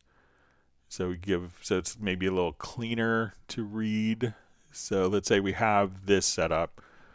So when I've worked with this, I'll come over and I open up Media Bay again. The tempo is automatically stored. Let me try a new project.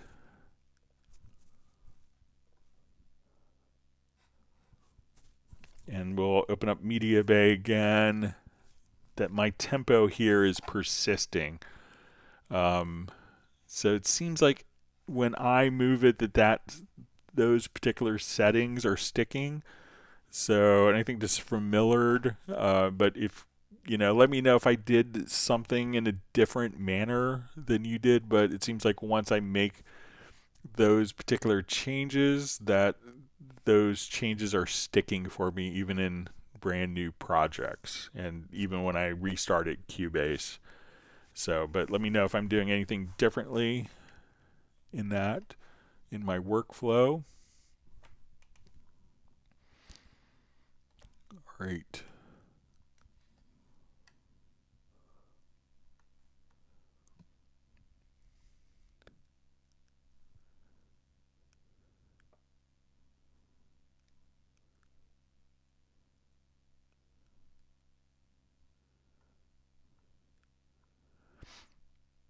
Okay, so we see from Millard Brown just clarification, so I'm glad you're on. So he says the sound browser choice is under media, so let me just go over here to the sound browser here. And let's set the tempo.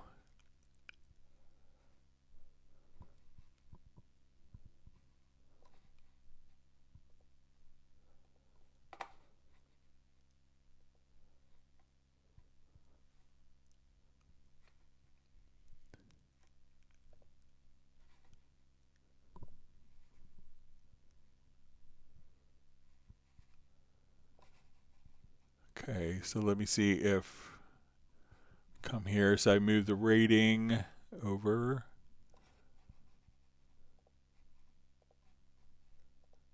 I'm just going to look for audio files here, sorry.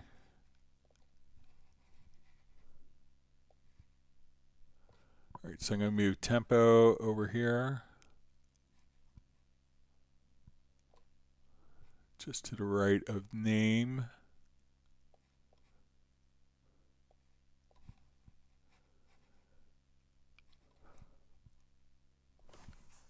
All right, and let me come over here. Let's go to media to sound browser here. So you can see my tempo is still persisting. I'll go back to the other project.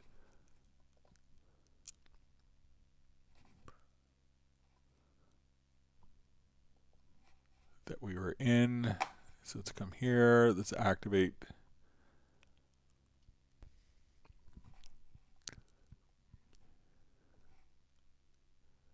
You can see right here. So, make sure also that, that when you do it, that you have kind of the same criteria selected here as well. Like you don't have MIDI files, and then the next time you get audio files or like a channel strip preset, just to make sure. But so you can see when we do all media files, it may go there. But let's say if I just come over here and choose audio files, that, so, some attributes may not be applicable. So check just to make sure that you're looking at the same media types, Millard, when you kind of jump back into it. Because if I choose all, then that field will go away. But, this way you could customize different criteria, because you probably don't need to see tempo if you're looking for plugin presets. So these columns, I think, will change depending upon the actual criteria of what you're searching for there. So let me know if that helps.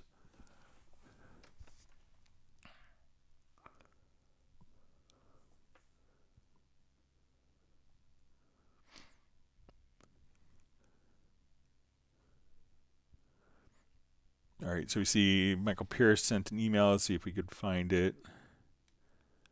Let me just...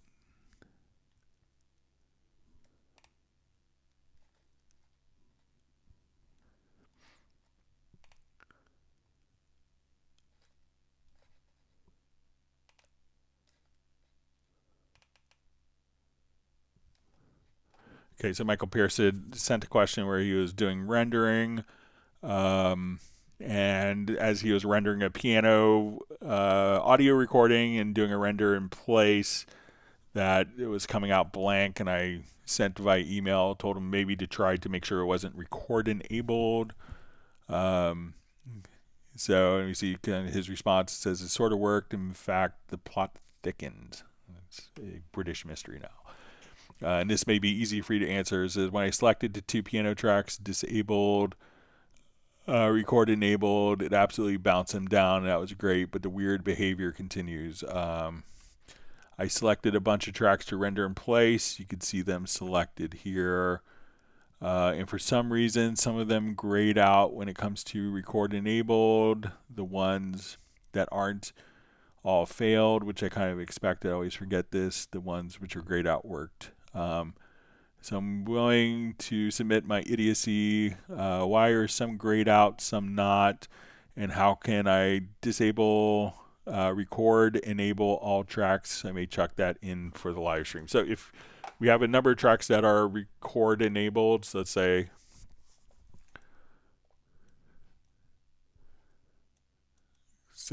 we have a number of tracks just kind of randomly record enabled in the project. Let's go to the project logical editor. I think we could have this done. So let's say we want to take media type or container type is equal to track, and then track operation. We'll choose record disable. So we now have these kind of random every other track. So we can just hit that button, and that will get rid of the record enable on all of the tracks. And just seeing from, all right, for some reason, some of them are grayed out when it comes to record enabled. The ones that aren't all failed, which I kind of expect. Okay, so I'm just kind of looking, looking through the pictures. Okay. All right, so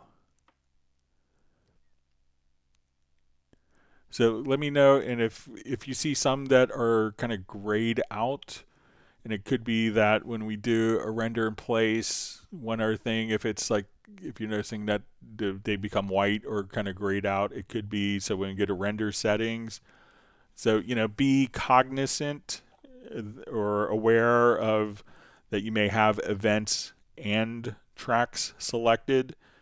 So, if we come over here, we could say, okay, I'm going to render that selected file, and we could render accordingly. And we can see that this one turns white because in our render settings that we told it to mute the source tracks.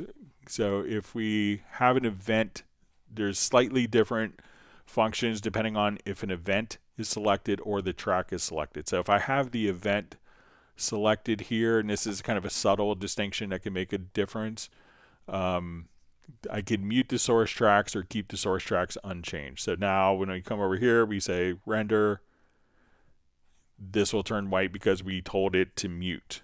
But if we have just the track selected and we do a render in place, we get additional options to disable the source tracks or to remove the source tracks. So if we choose to disable the source tracks, we could now come over here and we see that this source track is disabled, and there's another option that we could have set up here as well, that if you disable the source tracks, that you could hide the source tracks.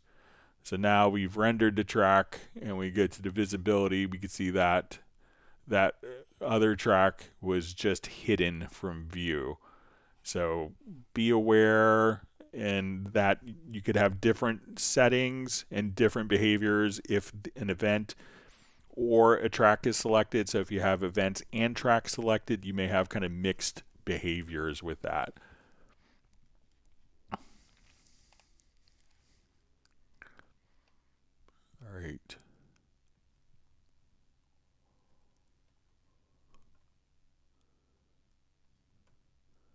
See Drums Clark just saying he has a Dell Optiplex, runs Windows 7, 32-bit, 64-bit, and both run Cubase Artist 4 quite well, has almost full score editing capabilities.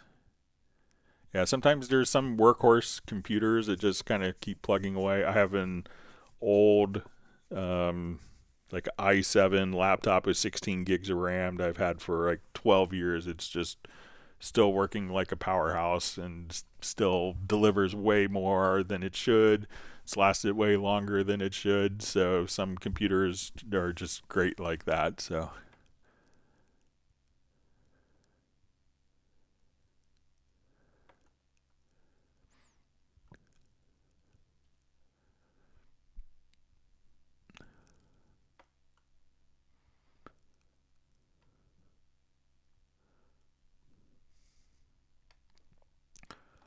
all right, so we see Jay from Secret Studios says, is it possible to set up a group template for quick controls to control a targeted set of plugins with a QC, like a quick control? The same, for example, if I wanted to assign Spitfire audio VSTI as a surface template.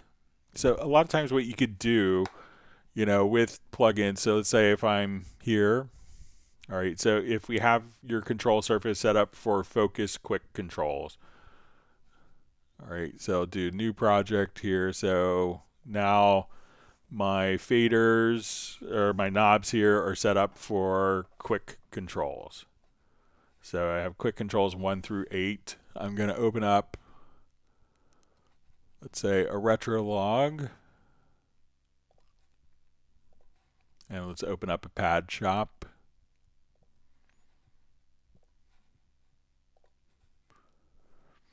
Okay, so, if you wanted to have, and I think what you're asking, Jay, is quick controls control targeted set of plugins.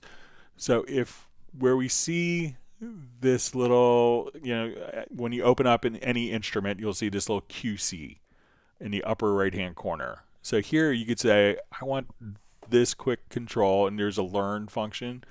So you say, okay, this quick control, I want it to control, this knob. So now we can come over here, and so each plugin you could define, and you could just do a simple learn function so that as we adjust parameters, I move quick control 2, it's controlling this, quick control 3 is doing the distortion. So, but you could assign these parameters. So I have my quick control 5 is attack, decay, prices, and then we have attack on the amplifier section. So we could map these so that every time we open up this plugin, these are our go-to controls. So when I open up Spitfire, I could say these are my controls. I open up Pad Shop. Once I've set these, generally what happens is the 8 primary quick controls, which plugin developers often set as kind of the 8 go-to parameters, will be the first up. But you could change these. And again, just click on Learn, select the knob, and move the parameter. And then you could, anytime you open up that plugin, those quick control settings are automatically stored, so that you don't have to reconfigure them every time. Every time you open up Spitfire, those quick controls are assigned and ready to go for you.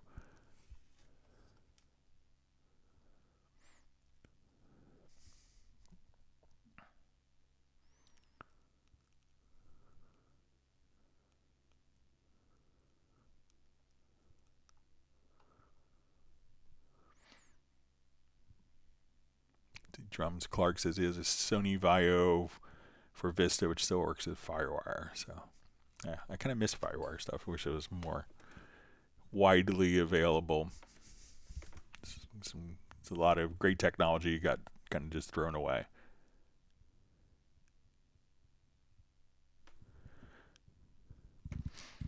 So you see Michael Pierce says, oh, your Urban Ballads track was grayed out for record enabled as well. Any idea why? The project you have open. So let's give it a shot. So I've had kind of inconsistent behavior with that function. So, and I've kind of reported it a couple of times. I'm not sure if anything had changed, but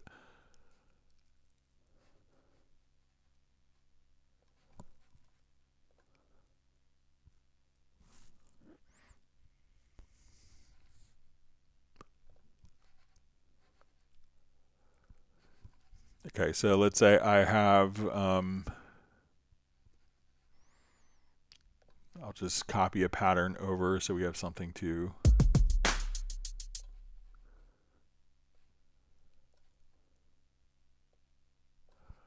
Okay, so I'm going to leave this record enabled, and let's go over to our render in place. All right, so I'm going to choose my channel settings. And I have that kind of replaced. Let me just switch. So I'm going to choose to mute the source tracks. So if, when I run into problems and I still have it set to hide, let me do that one more time and not hide it this time.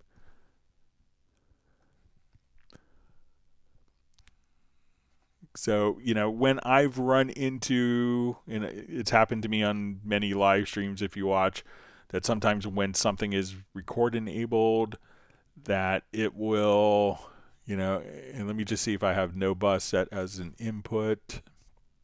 If we go to render in place, and let's see if that makes a difference here.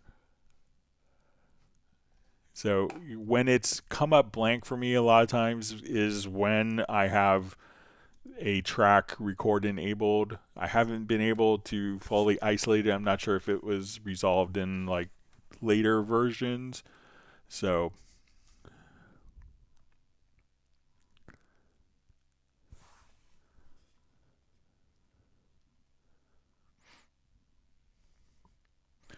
all right, so we have a question. We haven't had this one in a while. When is Cubase 14 coming? So when it's ready and it's all done, then it will be released. So I'm sure that there's people in Germany working very hard to come up with some really compelling technologies. All right, so wonderful to see Graham Witcher checking in from Oxford. And no apologies for being late. You just had to hit the like button. All right. All right, so we see Jazz Dude just says he has an old Windows 98 hard disk and motherboard to run his first surround project from 2001 with a very expensive DTS encoder dongle. So yeah, I still have mine. So we see Drums Clark just saying, yeah, no more e-licenser. So the e-licenser still works. It will continue to work, but after next year, you won't be able to authorize new licenses, but your existing e-licensers will still work.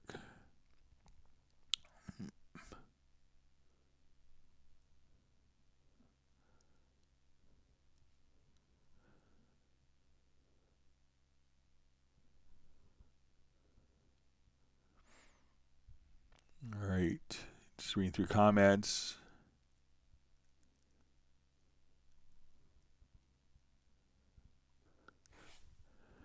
All right, so I think we are just about out of questions. We'll see if there's any more questions that sneak in. I want to thank everyone for all the great questions that were asked. I hope that everyone's learned a new tip or trick.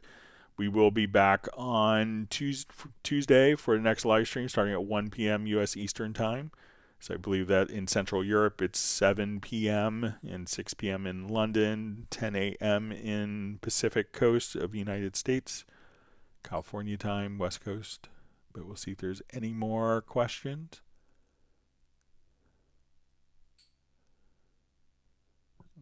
We see Jazz Dude had the Minnetonka encoders. Yeah, DTS really kind of abused a lot of companies with pretty exorbitant licensing fees for their encoders at the time, which probably didn't help their format in the long run. Seemed like a good idea. All right, I'll wait like another 30 seconds or so. If not, we'll wrap up.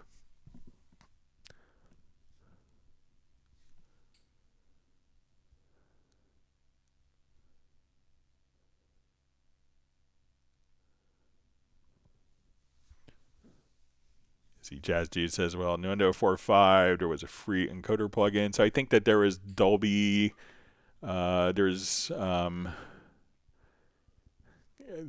kind of a Dolby Pro Logic encoder that was free, but the Dolby, the AC3 and the DTS encoders were sold separately for about $1,000 each.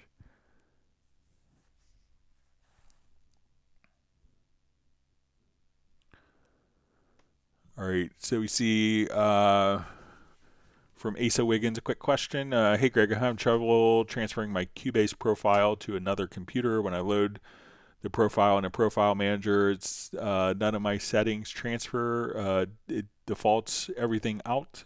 Bug. So check to make sure that, try if you have the capability to, like the program where you export it to profile, see if you import the profile back into the computer that you exported it from. Sometimes people may, when you go to the profile manager under the edit menu, make sure that you actually, sometimes people will check, like maybe have the default checked and not the particular, file here. So, and I know that generally I think after you import the profile, you have to restart the program and then it'll start under that profile. But, make sure, see what happens if you import it back into the computer, if that changes things. And maybe before doing that, save your current settings as a profile.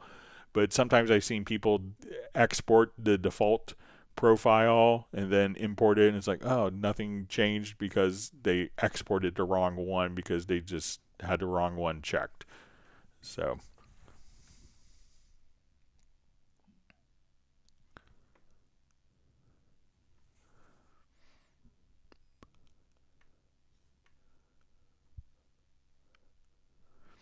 all right, so you see Michael Pierce just saying thank you, Greg, so you're welcome.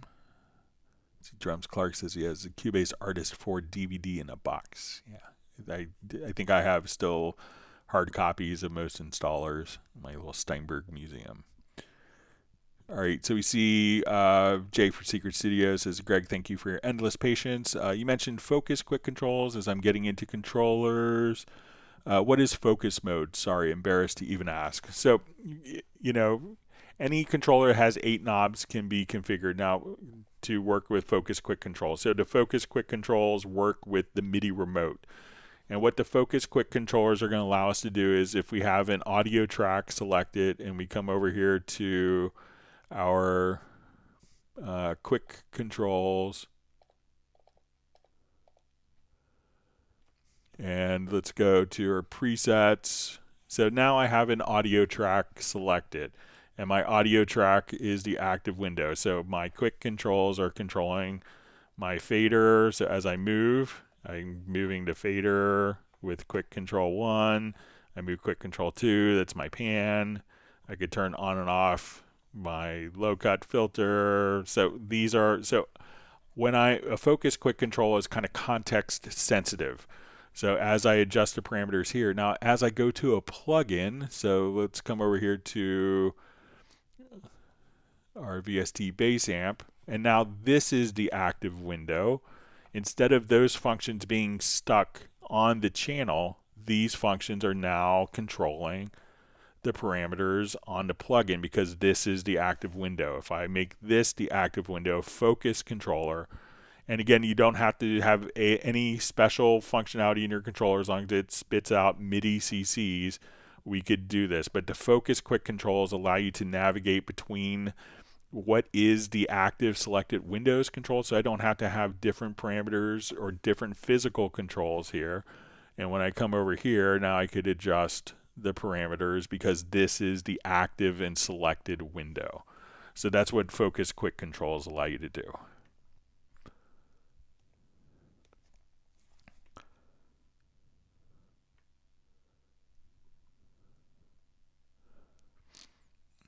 All right, so we see kind words from John Costigan. Says, thanks for your wonderful coaching, Greg. Thanks also to Jazz Dude, Agent K, and Jan.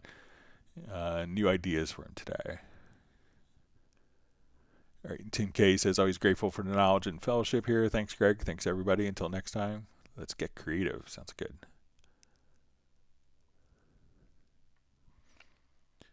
All right.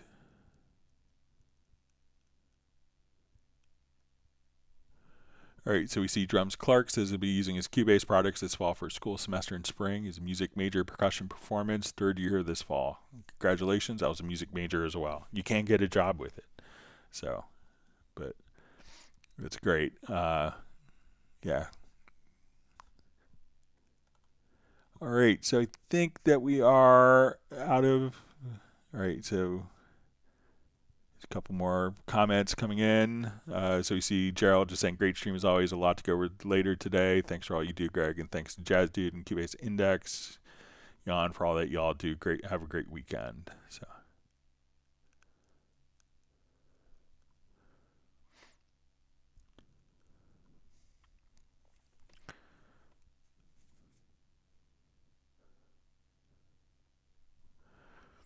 All right, so we see Jay from Secret Studios says, Cubase, is there a way to tie quick controls and CC controls, which I imagine may be easier to set up for some things like orchestral? So, so what you could do is, a MIDI CC message is kind of the language that is taking our knob here and controlling these parameters. So when we use the MIDI remote, we can just come over here, and now we're using these particular scripts. Here, I'll show this. Let me connect another MIDI remote here quickly just to show. All right, so I'm going to jump over here to my Choice Sauce controller. Okay, so right now these are transmitting MIDI, our quick controls. So we come over here. Now, when we go to a MIDI track, so, a lot of times people may have like faders for quick controls and knobs for CCs or the other way around. So right now I go to a MIDI track and let's go to our MIDI monitor as a MIDI insert, and I come and now I'm moving MIDI, and the MIDI coming in from my Choice Sauce controller is coming in, but that MIDI message, that MIDI continuous controller message, I've told it to automatically come over here and to control the quick control. So the MIDI CC message is driving the MIDI quick control message. Now if I go to the script, so let's come over here, let's select this. I will come to the script and I'm going to select the script tab and let's disable the script. Now when I control, I move the faders. So now that the script is disabled, I'm moving a knob and it's controlling the faders. I enable the script and now we are controlling quick control. So I could take one device and just enable the script and take the MIDI CC messages that are being transmitted from the device and translate those to quick controls or focus quick controls. Or I could just let them be the actual MIDI CCs for driving different orchestral instruments. But many people, like my Chord Nano control, I could set my knobs here at the top to be my quick controls, but my faders to transmit MIDI CC messages. So you could actually take different devices and use them as a hybrid MIDI remote, use parts of it for MIDI remote, and use parts of it for just straight MIDI CC transmission as well. See, Michael Graybill says his favorite place to lurk. Thanks, Greg. Happy Friday, everyone.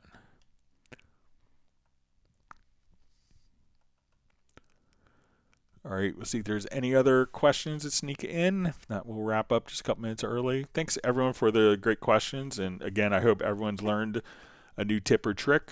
And we'll hopefully see everyone back on Tuesday for the upcoming live stream next week.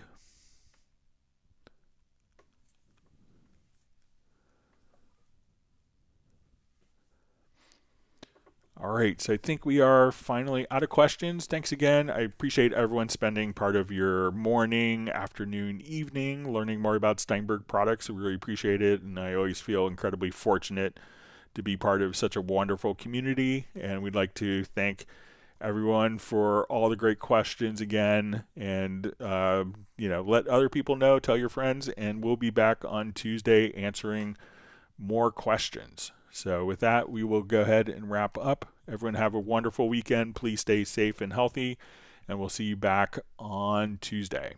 Goodbye.